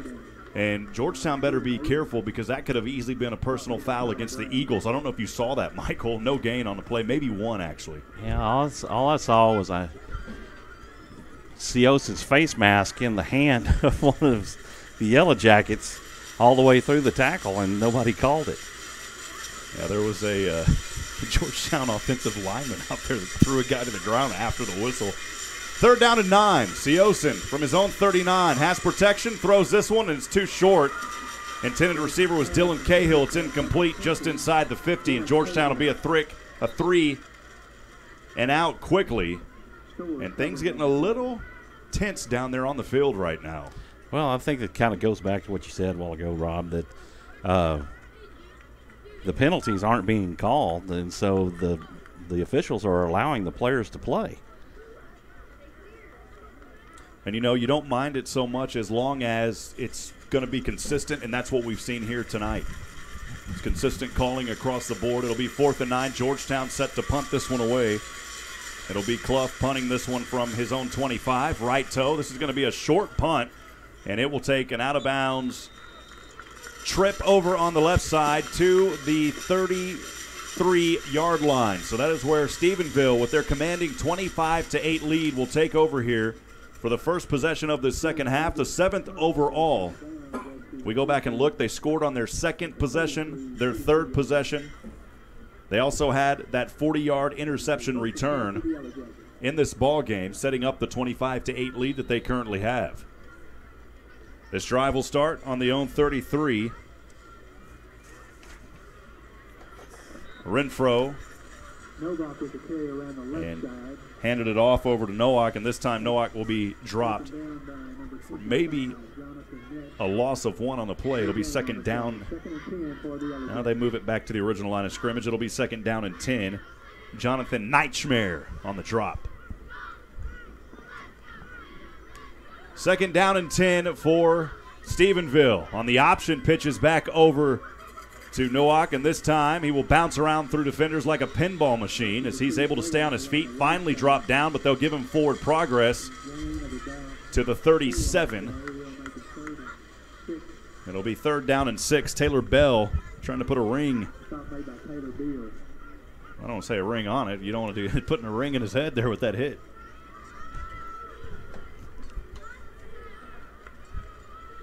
Third down and 6. They give him an extra one. 3rd down and 6. Stephenville on their own 37. Quick offense here. And this one is broken up at the 50, incomplete. Great play by the Eagles. It was Jonathan Knight breaking that one up. Incomplete, and it'll be 4th down, and Stephenville will have to come out here and punt this one as well, Michael. Well, that is exactly what the Georgetown defense needed to do. They limit Stephenville to a 3-and-out here to start their first possession of the second half. They've got to do this the rest of the game.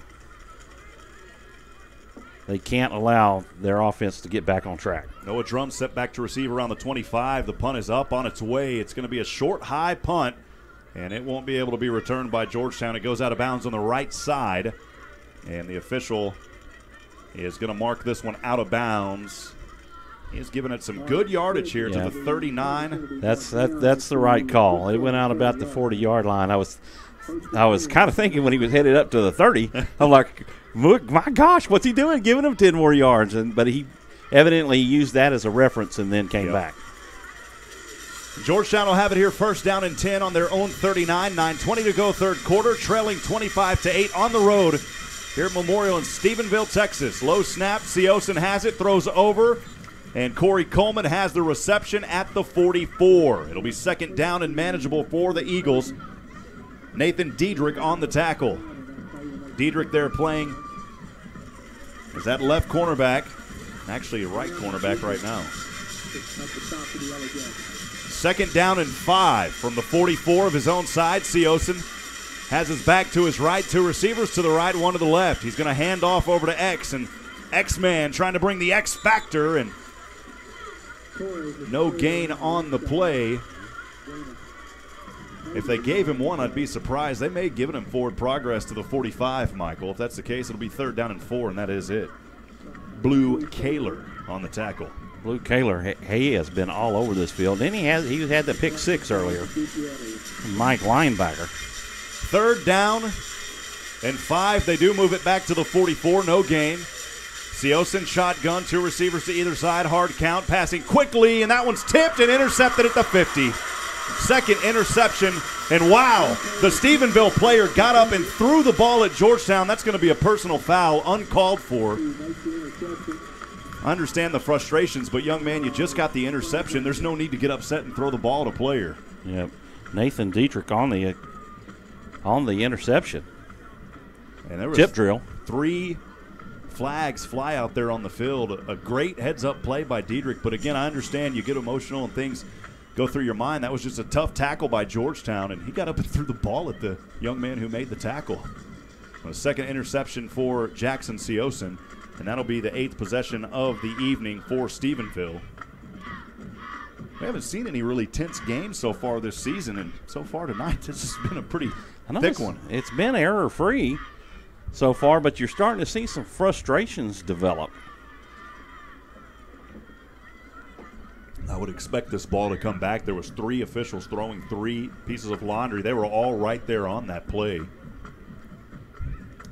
Well, Stephenville's moving back down the field, so should be a 15-yard penalty from the spot. Dean talking things over as well. And it is a personal foul against Stephenville, so that'll move him back 15. One of the fans here booing on that. That's definitely, you can't throw the ball at someone after a play.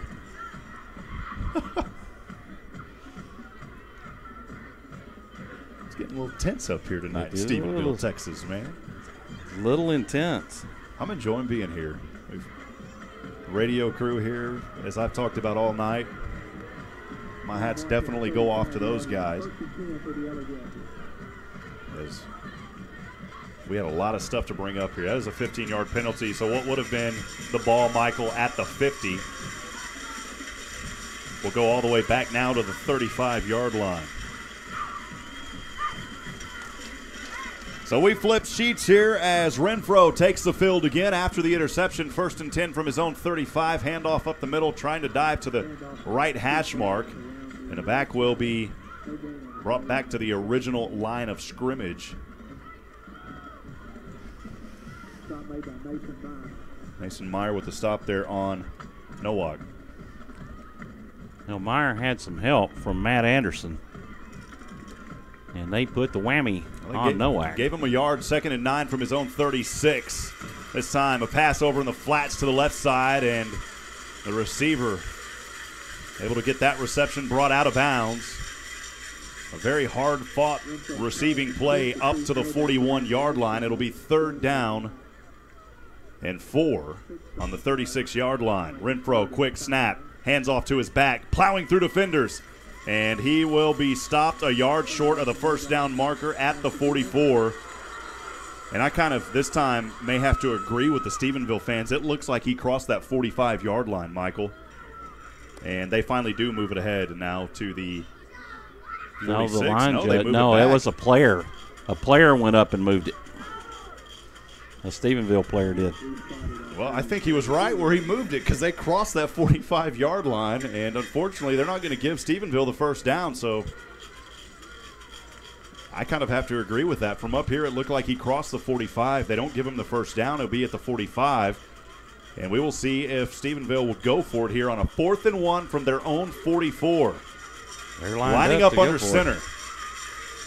Passing, Renfro, a man all open, and he will go in and score the touchdown across the lines. Georgetown not ready for that play.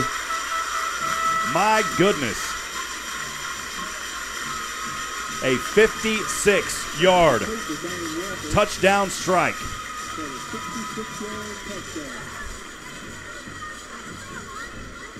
Actually make it, 56-yard touchdown pass. And Michael, I did not see who that went to from up here. I think it was over to the sophomore Gavin Roundtree. The extra point kick is up, and it is good. And friends, it is 32-8 as Stephenville dominating this game at the 6:51 mark. That's who it was. Yeah, I beg your pardon. It was actually Zane Walker with that 56-yard touchdown reception. Thank you, Michael. Well, I knew that something was happening as soon as they snapped the ball, and Renfro takes 2 steps back to pass, and Walker was already down the field behind the defense, and there was nothing that Georgetown could do to catch him. The 9th possession of the night upcoming for your Georgetown Eagles. They trail right now 32-8. Thanks to everyone out there listening to us tonight on the SHNSports.com broadcast network. Rob Hipp alongside Michael Francis will have video of this one up after midnight. And that is per UIL rules. Hey, I also wanted to remind you, if you haven't subscribed to our YouTube channel, please do. You'll know the moment that we go live. It's youtube.com/SHN Sports 1.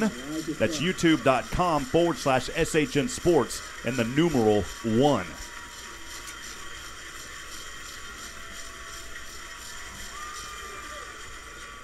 Carrillo set to kick this one off. Georgetown back to receive at the 5. It is into the hands of Clough, and Clough across the 20 on the left side, spins around to the 25.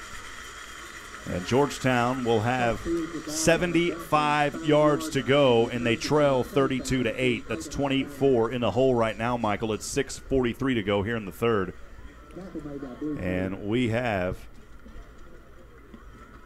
is this an early timeout here already?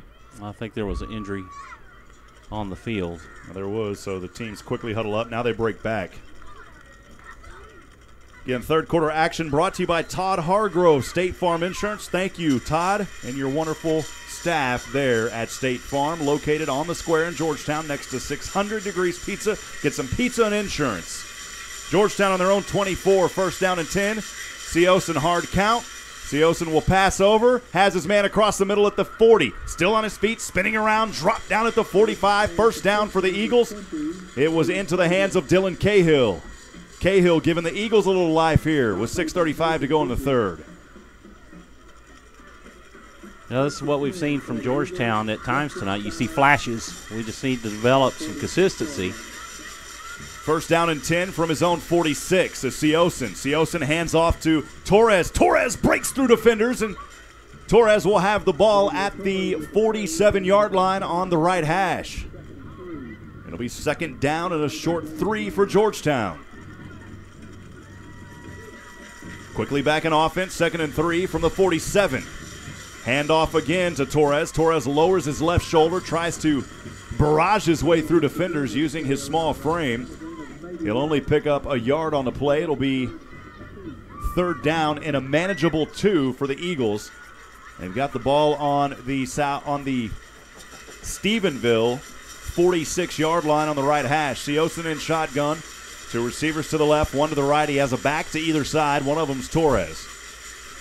Hard count again. This time the handoff. No, he's going to keep it. And Jackson, action, Siosen dives his way forward, picking up a healthy gain on 3rd and 2, all the way to the Stephenville 38. This is the drive that Georgetown needed, Michael. Definitely need to get it started. You're running out of clock, and you got to get some points on the board. First down and 10 for the Eagles on the Yellow Jacket 38. Siosen, 3 yards back in a shotgun. Rolls over to his left. Siosen dodged through defenders here, and he throws this one away to the right side. It'll be incomplete around the 30. Nobody in Mr. Rogers' neighborhood on that pass. Nobody, and he did have some time. He was trying to check his progressions down the field, and they were covered up, and so he tried to spin out and make things happen, but Stephenville, with that closing speed, just did not give him enough room and time to get it done. Second down and 10 from the Stephenville 38 for Siosen. Snap back. He's going to hand off to Xavier. Xavier finds a gut up the middle, and he will dive his way forward to the 26 for a Georgetown Eagle first down in between the hash marks. Quickly back in action. First down and 10 from the Stephenville 26. Georgetown threatening red zone. And again, it's Torres, and this time he's upended. A hard-fought 3-yard gain. It'll be second down and 7 to the 23-yard line. Tell you what, he's a small guy, but you watch him level down and go in to a tackle. He is knocking players back. Second down and 7 and a fumble. And did Siosen get back on it? The Yellow Jackets think they have the ball, and this is going to be a heartbreaker for Georgetown if they coughed it up here again. Another drive that they were on. Siosen came up with it. And he got back on it, thank goodness. Georgetown's had several of these tonight threatening the red zone, and that's where they've turned things over or weren't able to get the first down. As Torres will head over to the sideline here. It'll be third down and 10 for Georgetown on the 26-yard line of Stephenville. 2 receivers to either side for Siosen, standing in shotgun at the 31. Passes over in the flats to the right. It's Cahill, and Cahill still on his feet. Actually, that's not. Yeah, it is Cahill. No, it was not. It's 80. Cade Lachlan. Yeah, it's Cade Lachlan, and Lachlan getting his second catch of the season here. It's fourth down and 6. Georgetown's going to have to go for it here. And Lachlan, just a sophomore. Lachlan on the left side along with Noah Drum. 2 receivers to the right. Fourth down and 6 from the Stephenville 22 is Siosen. Tries to draw off Stephenville off sides because they jumped but did not cross the neutral zone. Siosen resets on a 4th and 6. Over the middle, Lachlan, did he come up with it? No, he dropped it right in between the hash marks. He had the route, and that is the second drop we've seen tonight on a 4th down that Georgetown should have converted. The first one was Noah Drum, and that was Lachlan. Tonight, the middle focus just not there right now for the Eagles. They'll turn it over, trailing 32-8 at the 3:01 mark here in the third. And that was a good effort by Lachlan on the diving attempt to make that catch. Just a little low from Jackson Siosen, but he tried to make it happen. Good effort, but just not enough oomph on it. The ball now at the 22-yard line on the left hash mark, and that is where Stephenville, with their 32-8 lead, will take over on downs. Renfro, shotgun, hands off to his back. Over to the left side, angling towards the numbers. Only a gain of 1 on the play. It'll be second down and 9 as he gets the ball up to the 23-yard line. Tyler Knowles there with the tackle.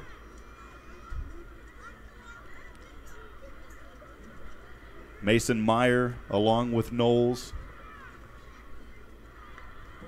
And Colby Cummings playing bandit, making up that front three for Georgetown on the defense. 2nd down and 9 from the 23. And it is a handoff and brought down at the 30 here on the right side.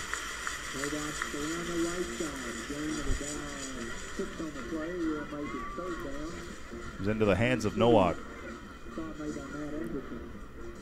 Matt Anderson making the tackle there. It'll be 3rd down and 2. It's actually 3rd down and 1. The ball on the 31. So 3rd down and 1 from the 31 on their side of the field. Michael, a huge opportunity here for the Blue Storm to finally bring some thunder tonight. They really need to, especially while they have Stephenville down in their end of the field. 3rd and 2, another comfortable pass, and it's broken up on the right side, though. Credit there to Georgetown. It was Sal De La Rosa. And De La Rosa breaking up the pass, and that will force a fumble. We just talked about it. Georgetown needed something here at the 147 mark, trailing 32-8. They get the stop they need, hoping to give their offense another opportunity here.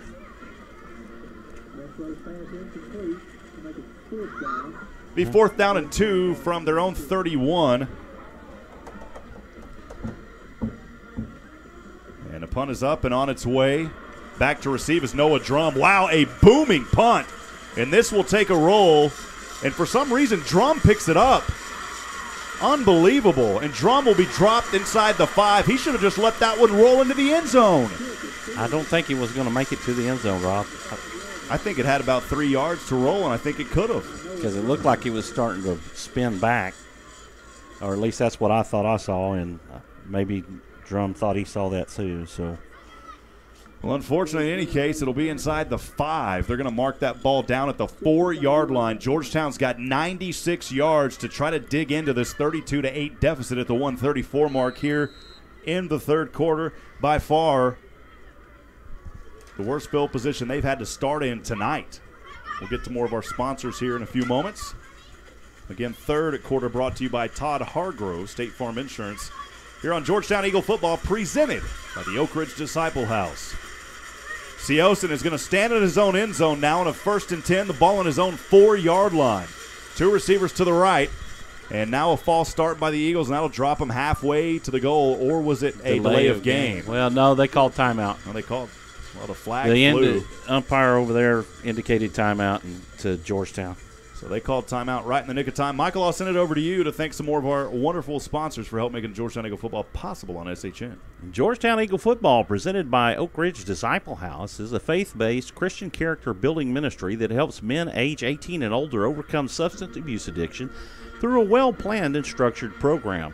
If you or someone you know is struggling to overcome their addiction, the Oak Ridge Disciple House can help. Please visit them online at oakridgedisciplehouse.com. Thank you to Joshua Harris and the Oak Ridge Disciple House for your generous support of Georgetown Eagle Football on SHN Sports. I want to remind you, friends, if you're listening tonight, the SHN Sports text line is open. Send us a text message, 512-522-9105. 1st down and 10 from his own 4, hard count. Siosin's going to hand off to his back, plows his way forward, and maybe gets to the 5-yard line. It was to R.J. Andale Moreno. Moreno's got to find some Andale in this game, as this young man definitely has the skills and the speed, but struggling a bit here early for the Eagles. And it's not just on him. This entire team tonight seeing the true power of this Stephenville squad on a 2nd down and 9 from the 5. Fumble in the backfield. It's recovered by Stephenville. Recovered by Stephenville, and that will be a touchdown. Hats off to this Stephenville team tonight. The Yellow Jackets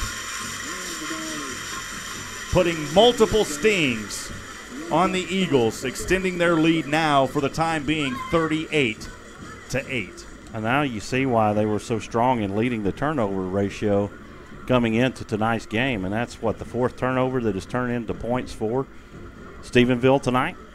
Absolutely. They're ball hawks, and they're all around. A bad exchange. They're able to get right on it. Extra point is good, and we've got a 39-8 ball game now. The Yellow Jackets doing damage here on their home field tonight. Hats off to this team.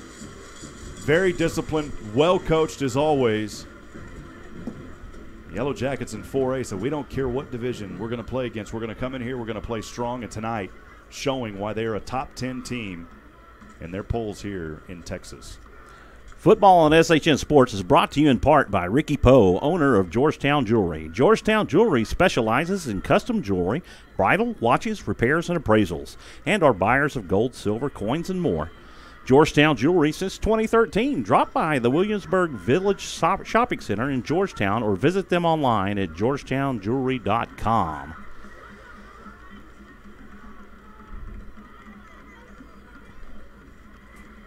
Still 1:02 to go here in the third. Georgetown set for their 11th possession of the night. Turnovers costly for the Eagles. Seosin with 2 interceptions, and the Eagles fumbling twice, I believe, now. Fumbled twice. They've turned over 2 interceptions. And they have not. Stephenville has not had any turnovers. Right toe to leather. This one will sail up into the air. It'll be returnable just inside the 5. Georgetown has it on the left side, trying to slice through defenders, and Torres brought down around the 24. They may mark him at the 23.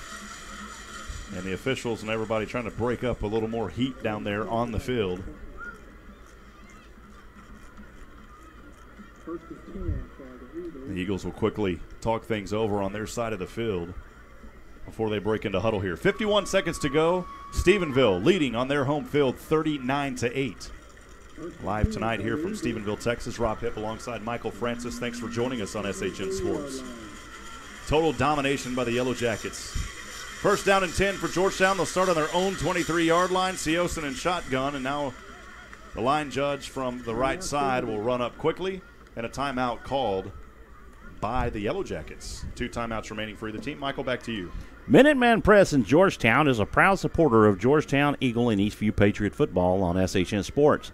For all of your design, printing, and promotional needs, Minuteman Press is your one-stop shop for all of your marketing products and services. Minuteman Press can be found online at www.mmpx.com.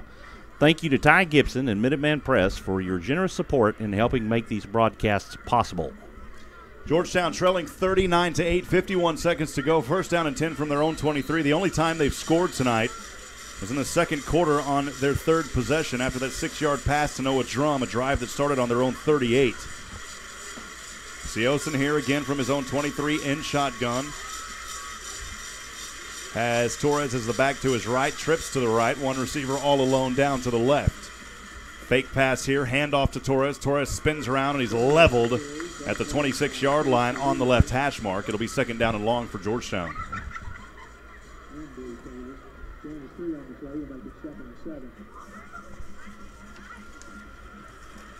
Blue Kaler in on that tackle. 2nd and 4 from his own 27. Empty backfield, pass over to the right, well over the reach of his intended receiver out there for Georgetown. It was Cade Lachlan, and there was no way that he could jump that high. Yeah, he needed a ladder to get up to that one.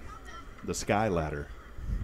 Georgetown doesn't want to go 3 and out here. It's 3rd down and 6. They've got the ball on their own 27. Trailing 39-8, 24 seconds to go third quarter. Seosin shotgun. Torres is back behind him, 2 receivers to either side. Now a man in motion from left to right. Jackson is going to pass this one. He may have been over the line of scrimmage. Turning around, he throws another interception at the 35. I think Jackson was over the line of scrimmage. Wouldn't have mattered anyways. He threw an interception at the 35, the 3rd of the night, his 4th of the year. That one all the way down to the 34. Georgetown's just trying to force something now, and they've got to get back to playing Georgetown Eagle football. This is not how Georgetown plays. No, definitely not. And they've just been off balance all night long, and you're seeing the frustration that comes along with being off balance and being dominated by your opponent. And it's coming through in Georgetown. You're seeing elbows and fists kind of fly and little late hits. Referees not calling them. Last possession for Georgetown, interception. The last one, interception. And now 1st down and 10 from his own 34 is Renfro. He'll hand off to his back on the left. And a gain of 2. Nowak there gets the ball to around the 36-yard line. New quarterback for Stephenville, Rob, I believe. It's either number 8 or 0. That'll be the end of the third quarter, brought to you by Todd Hargrove, State Farm Insurance. We'll step aside and take a quick break. Don't go anywhere, folks. Georgetown Eagle football on the SHNSports.com broadcast network will continue in just a few moments.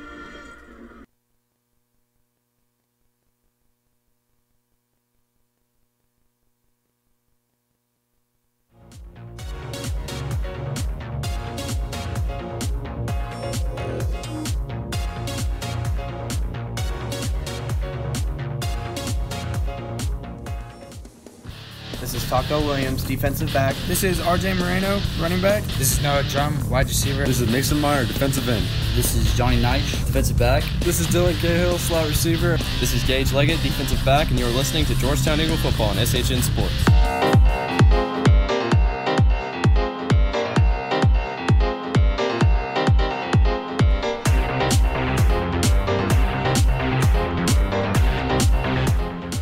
Welcome back to Georgetown Eagle football live tonight on SHN Sports. Second down and 8 from his own 36. And running through defenders as he goes on the right side across the 40. It's the sophomore Gavin Roundtree, and around the tree and around the field he goes. All the way into Georgetown Eagle territory. My goodness, 25-plus yards on that carry, Michael. He'll have the ball all the way up to the Georgetown 36.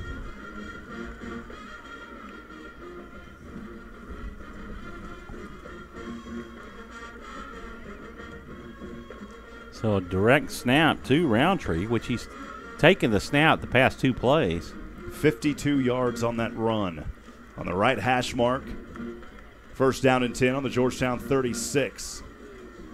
And a handoff here to his back on the left side, and it's an 11-yard gain on first down to the 25. Crease Nowak. Oh, no, hold on. It is No, it's change. Phillips. I saw the 5. Kason Phillips. Yeah, Kason Phillips with the run. 11 yards on a first down to the Georgetown 25. Yellow Jackets commanding 39-8. They're up by 31 here on their home field tonight. Memorial Stadium, Tarleton State University. The house and the home of the Yellow Jackets. First and 25 from his own 25 as Renfro slings this one from the right arm and has the reception and has his man at the 3-yard line. Hey, we had the inside track on Taco Williams, and Taco Williams had no chance to make that play. Once again, near the end zone at the 10:55 mark, Stephenville leading 39-8. We'll have a lot to talk with Coach Dean on this upcoming coaches show on Wednesday at Berger University. It's good to get this, if you're going to lose one, get it done in the non-district schedule. First and goal from the 3, handoff, diving in, gracing his way for the touchdown right up the middle. Kason Phillips. Kason Phillips, a 3-yard run for the touchdown.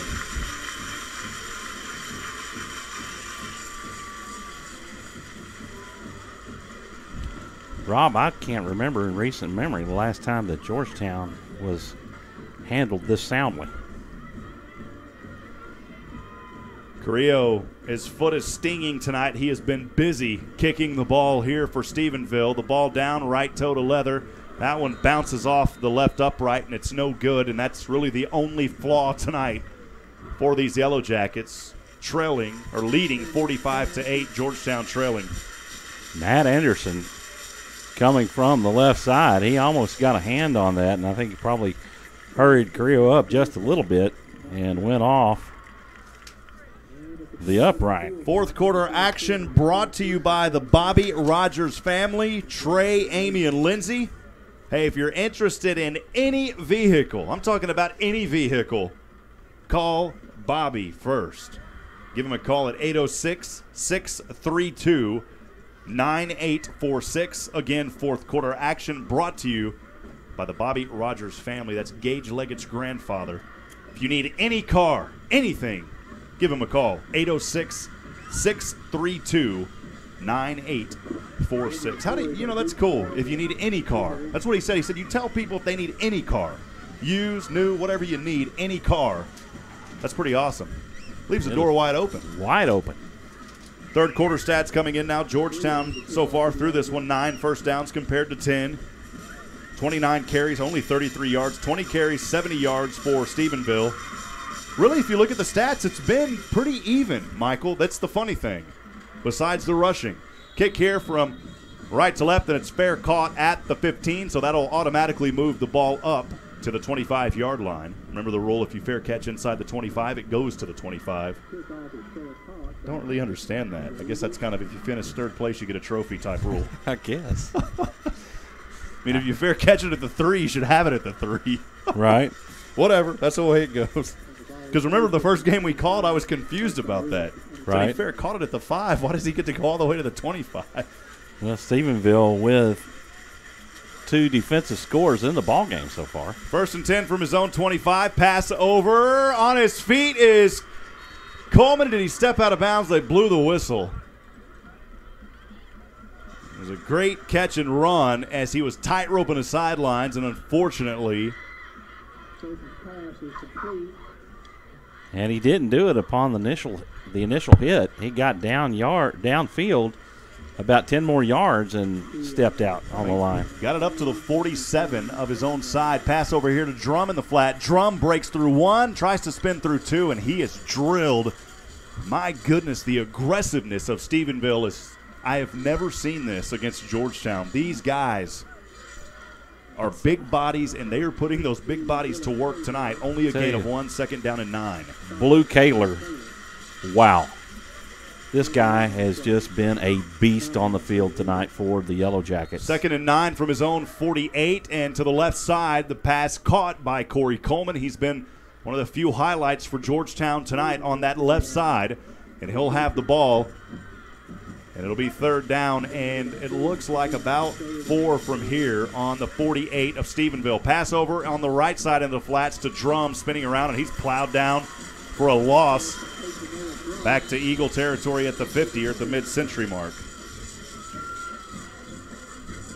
Well, 4th down once again for the Eagles, and they're going to punt this one away. Stephenville fans on their feet, as they should be. Their team leading 45-8 at the 9:19 mark here in the Bobby Rogers family 4th quarter. Was that a Rob, fumble? Somebody coughed up that ball right there, and it was a fumble recovery by Stephenville. Yeah, that is it. I thought they were lining up to punt this one away. Thank you, David. We missed that up here. Right at the 50. Yep. We don't have a replay tonight, unfortunately. I'd like to go back and look at some of these. But it doesn't matter. It's been a total domination by Stephenville. Georgetown fumbles again. And for the 10th time tonight, Stephenville will have the ball. 1st and 10 from the 50. Handoff up the middle and actually to the left hash for a 3-yard gain. It'll be 2nd down and 7. It was Kason Phillips getting some action tonight. 9 minutes to go. Final frame here in Stephenville, Texas. The Yellow Jackets lead 45-8. They've got the ball. 2nd down and 7 from the Georgetown 47. Thanks for being here with us and staying with us tonight. Stay with us through the entire broadcast. We'll break this one down at the end. Handoff in the backfield, and again the speed and the bodies fly up to the 39. 1 yard short of the 1st down. Up, they're going to go ahead and say, you know what, we'll just push it to the 40. 1st down. It was Kason Phillips again. I've seen a lot of second spots here tonight in this game. That is one thing. Good news for either team is the clock is running.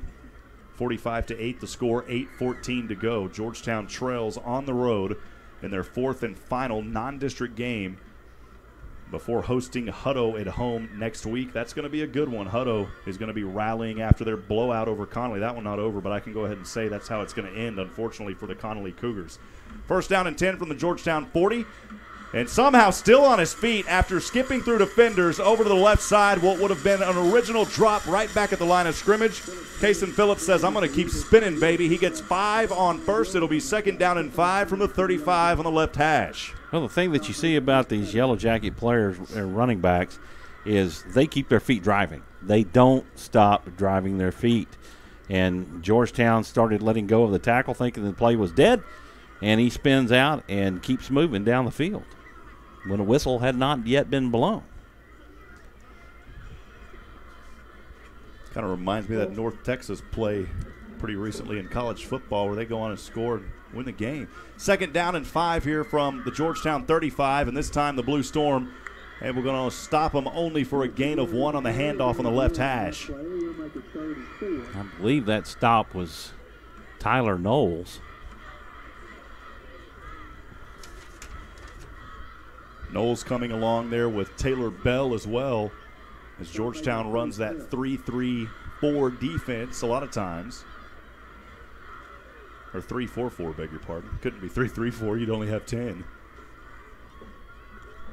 3rd down and 4, ball resting on the Eagle 34, left hash for Stephenville, leading 45-8 at the 6:30 mark. Pass over left, has his man, pushed out of bounds at the 10. The big 1-3, Trace Morrison getting some more grabs, getting his team closer to that end zone yet again. The Blue Storm not able to hold. And the official line judge trying to talk things over, figuring out where to spot this ball. They'll put him down at the 13 on the left hash. 6:22. While the clock's running, he was out of bounds. Running clock, I guess, is what they've decided to. Wonder who decides that. I think both coaches have to agree to it. 1st down and 10 inside the red zone at the 18. Handoff to the right side. In between the marks he goes at the 11-yard line. A pickup of a few. It'll be 2nd down and manageable. Stephenville can get the 1st down at the 4-yard line. Clock running 5:51. Give him 3 yards on a first. It'll be 2nd down and 7. The ball now resting in between the marks at the 11. Kason Phillips once again on the run.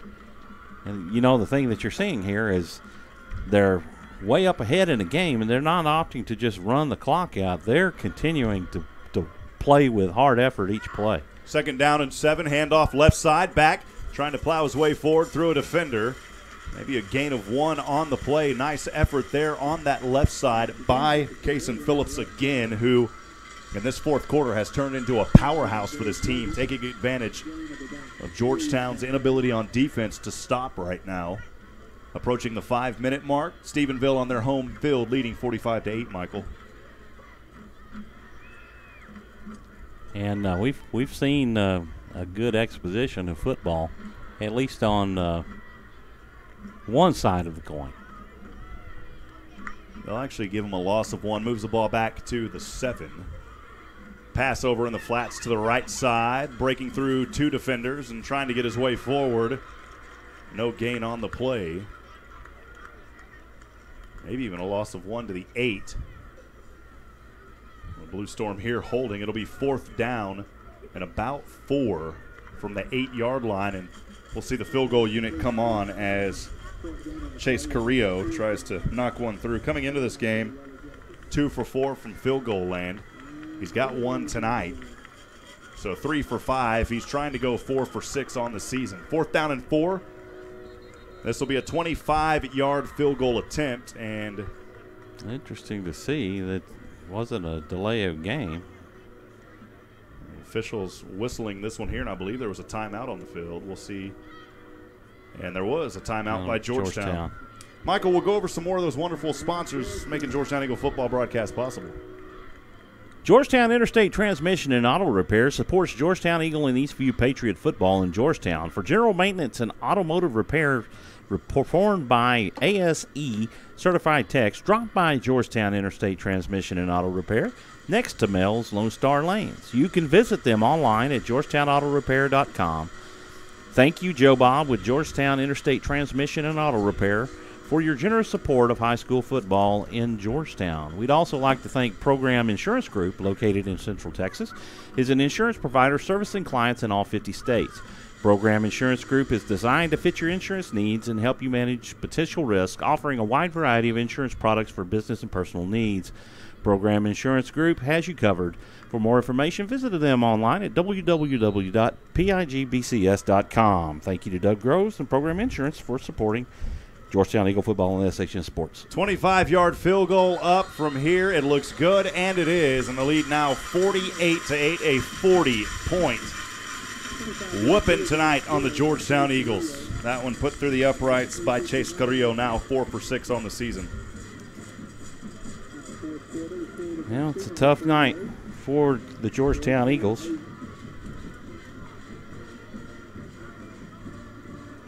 But remember this, folks, and never ever forget, Eagle fight never dies. It may just take a little rest for a while, but it always comes back. It'll be back. You can bet that Coach Dean will have them ready for next week's opener versus Hutto. Other games on the SHNSports.com broadcast network tonight over in 6A. Hendrickson all over Leander at Bible tonight, 45-0. Mark Sickles, Gary Gutierrez on the call there in Leander. Marble Falls at Eastview, and Eastview with a 14-0 lead on that game. Travis Banks on the call back in Georgetown. Steven Stunn also there on that game. And right back here in this one, 3:59 to go. Georgetown learning a lesson tonight, trailing 48-8. Kick, toe to leather, right to left. Fair caught at the 15, moves it up to the 45. Torres at the 15. So, again, that ball will go to the 45. 3:59 to go. David, I'll send it over to you for a minute. We haven't talked to you much tonight. Your thoughts here in this ball game. I don't think we've ever seen Georgetown get blown out like this in a long time. Yeah, I was talking to Emily on the way up that this Stephenville team is going to fight to the very end, and they're just going to be tough country football, and this is going to be a pretty good picture of what Texas high school football normally looks like. So, rough game tonight for the Eagles, but they'll bounce back. Another timeout called by Georgetown with 3:59 here to go. All I can think is that the clock was winding down to 0. I did miss that. Georgetown trailing 48-8 with 3:59 left here in the fourth.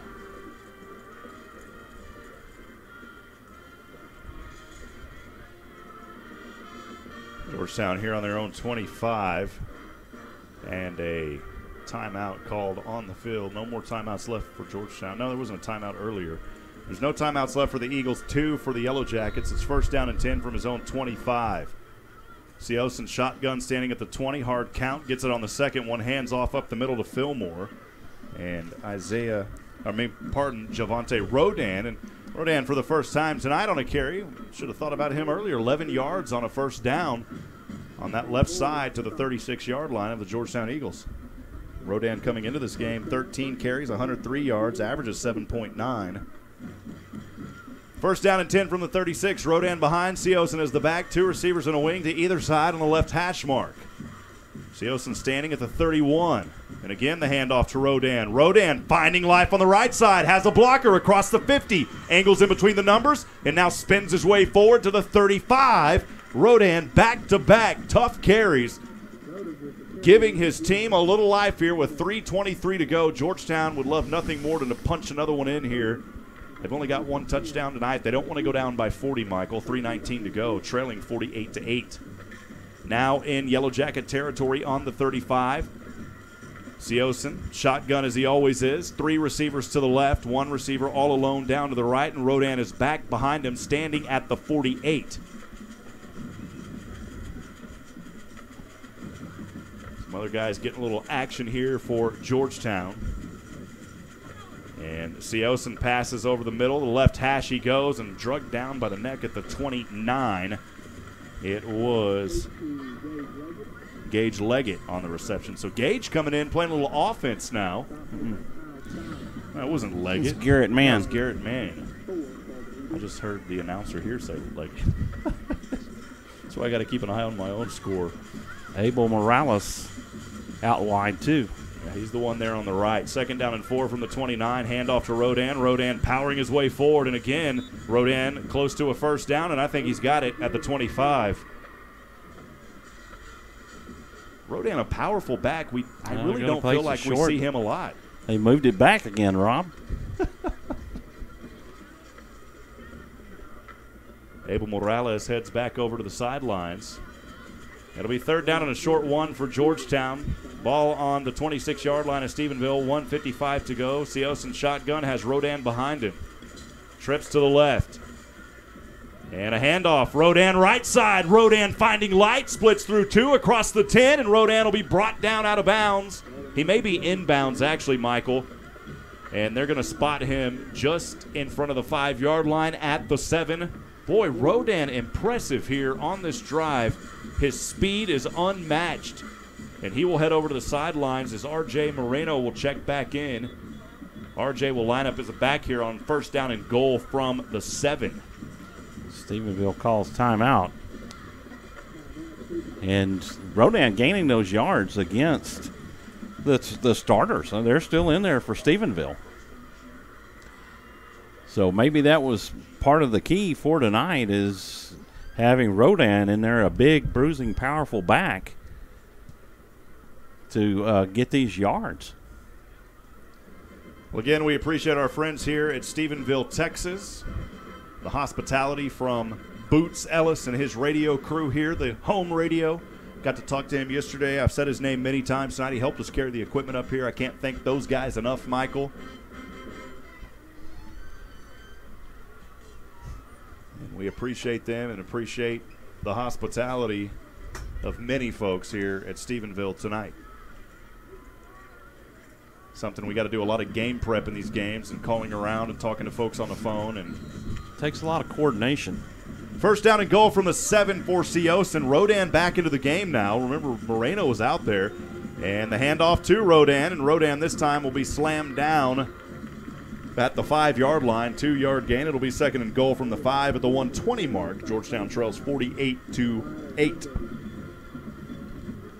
Well, we've only got a 2.5-hour drive back. And then tomorrow it's Southwestern NCAA Division III football. I'll be on the call on that one along with Galen Welnicki at the University of Mary Hardin Baylor. Georgetown fans, come out there and support your Pirates. 2nd down and goal from the 5. Man in motion from left to right is Denyer. And instead it'll be a handoff to Rodan. Rodan plows his way forward. Did he get in? He may be just a yard short, and he is at the 1. I think the offensive coordinator, Ricky Beatty, really wants to give Rodan this touchdown. He has been the force on this drive. They need to make it happen. That clock is winding down, and nobody really seems to be in a hurry. I think Rodan will get this one here. 3rd and goal from the 1. Rodan behind Seosin. There's nobody on the left. Watch that. Nobody protecting the left. Rodan will push his way forward, and Rodan will be stopped at the half-yard line, Michael. They better hurry. 20 seconds. Georgetown is just sitting here kind of squirmishing around. It's 4th down. That's 4th and goal. You've only got 10 seconds on the clock. The Eagles have got to hurry here. Come on, guys. There's absolutely no hurry up here. With 3 seconds on the clock, Seosin got to get it off, and they're not going to get it off. Wow. And a flag flew on that. I don't know why. I don't either. And that will do it. I don't know why Georgetown didn't hurry up there, Michael. I don't know what was going on with the clock management on that last series. Oh, and Seosin was trying to get the snap. Coach Dean is actually out there shaking hands with the officials. He knows that his team got an old-fashioned North Texas butt-whooping tonight, and you got to give your hats off to this Yellow Jackets team here in Stephenville, Texas, an athletic team. We'll have stats and more at the end of this one. Georgetown Eagle football presented by the Oak Ridge Disciple House. We'll continue post-game discussion here in a few moments. Stay with us, friends. We'll be right back.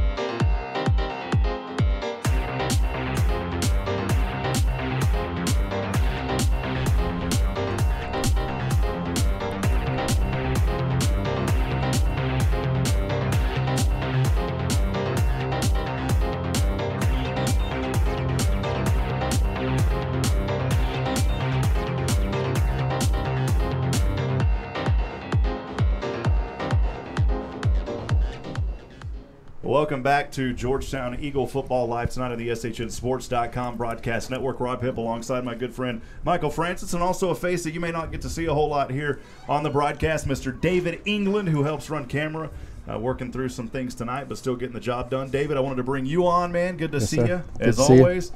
David, we also appreciate your fine work with Georgetown Fire Department and the fine, outstanding work that you do in the community. So I wanted to say thank you to that. And to get the man on camera.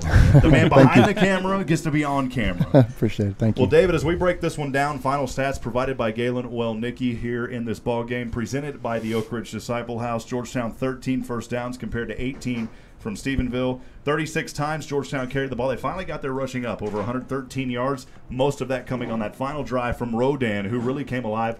It's got to make you think, are we going to see him run the ball more? Because on that last drive, he had some pretty good looks there. As we continue to talk to this one, 29 carries, 139 yards for Stephenville on the ground. Georgetown, 216 yards passing to 231 for Stephenville. 23 for 35, 3 interceptions, though, for Jackson Seosin, brings his total to 4. Of course, that last one kind of tip up. You can't really pin that on him, but statistically you can. So we know that Action Jackson will be back in the flow coming up versus Hutto. As we continue to look through things here, though, Georgetown put the ball on the ground 3 times. 2 of those ended up being fumbles.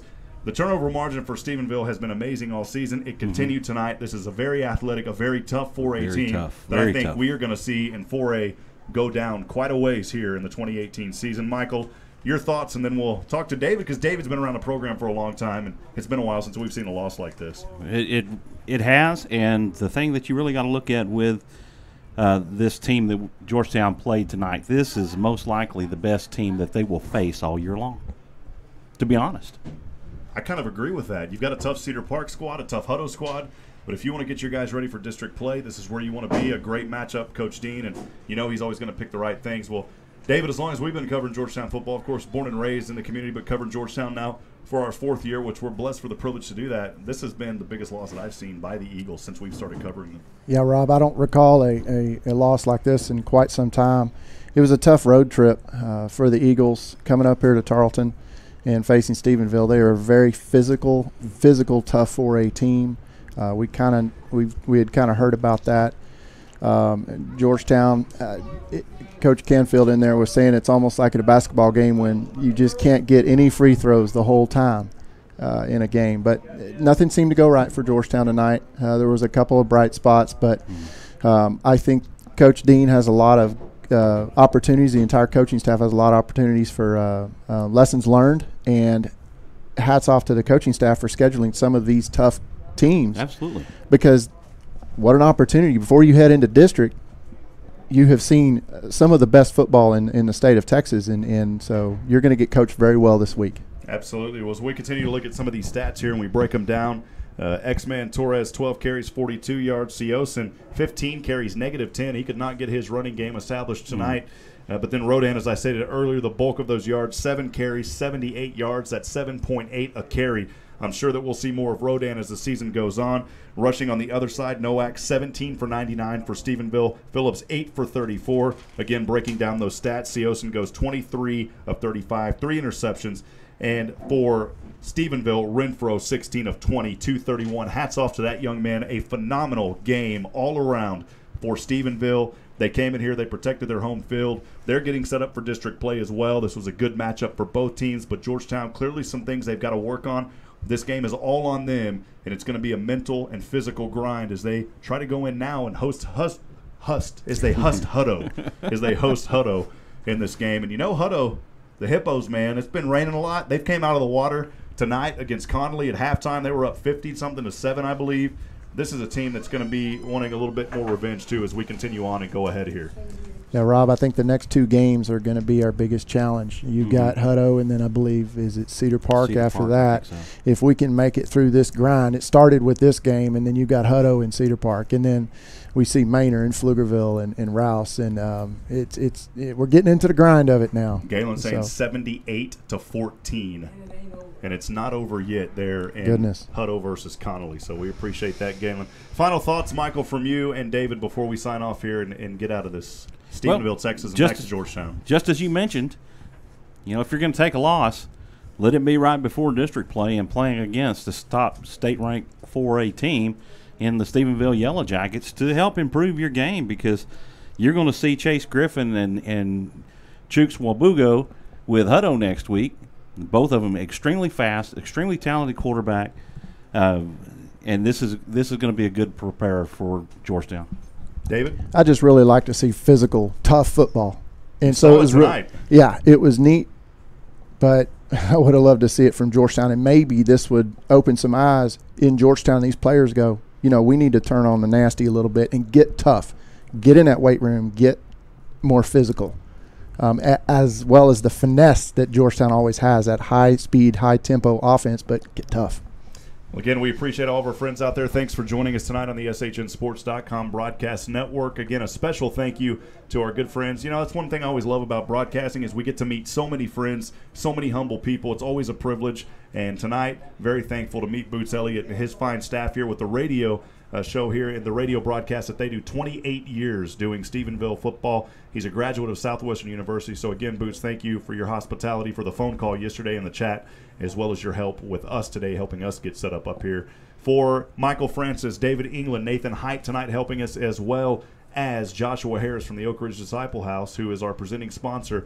We want to wish you well and a good night. Remember, friends, as I end every broadcast, we're not strong enough alone to make it our own. We need each other. Provide a word of encouragement. Lend a hand of support. Somebody out there tonight needs you. Until next week, we will catch up with you soon. Remember to subscribe to us on YouTube at youtube.com/SHN Sports and the numeral 1. That's youtube.com/SHN Sports 1. We will also be in Belton, Texas tomorrow for NCAA Division III football as Southwestern takes the road against a very tough number 2 ranked University of Mary Hardin Baylor team. Until then, good night and God bless from Stephenville, Texas. Thank you, friends. Good night, everybody.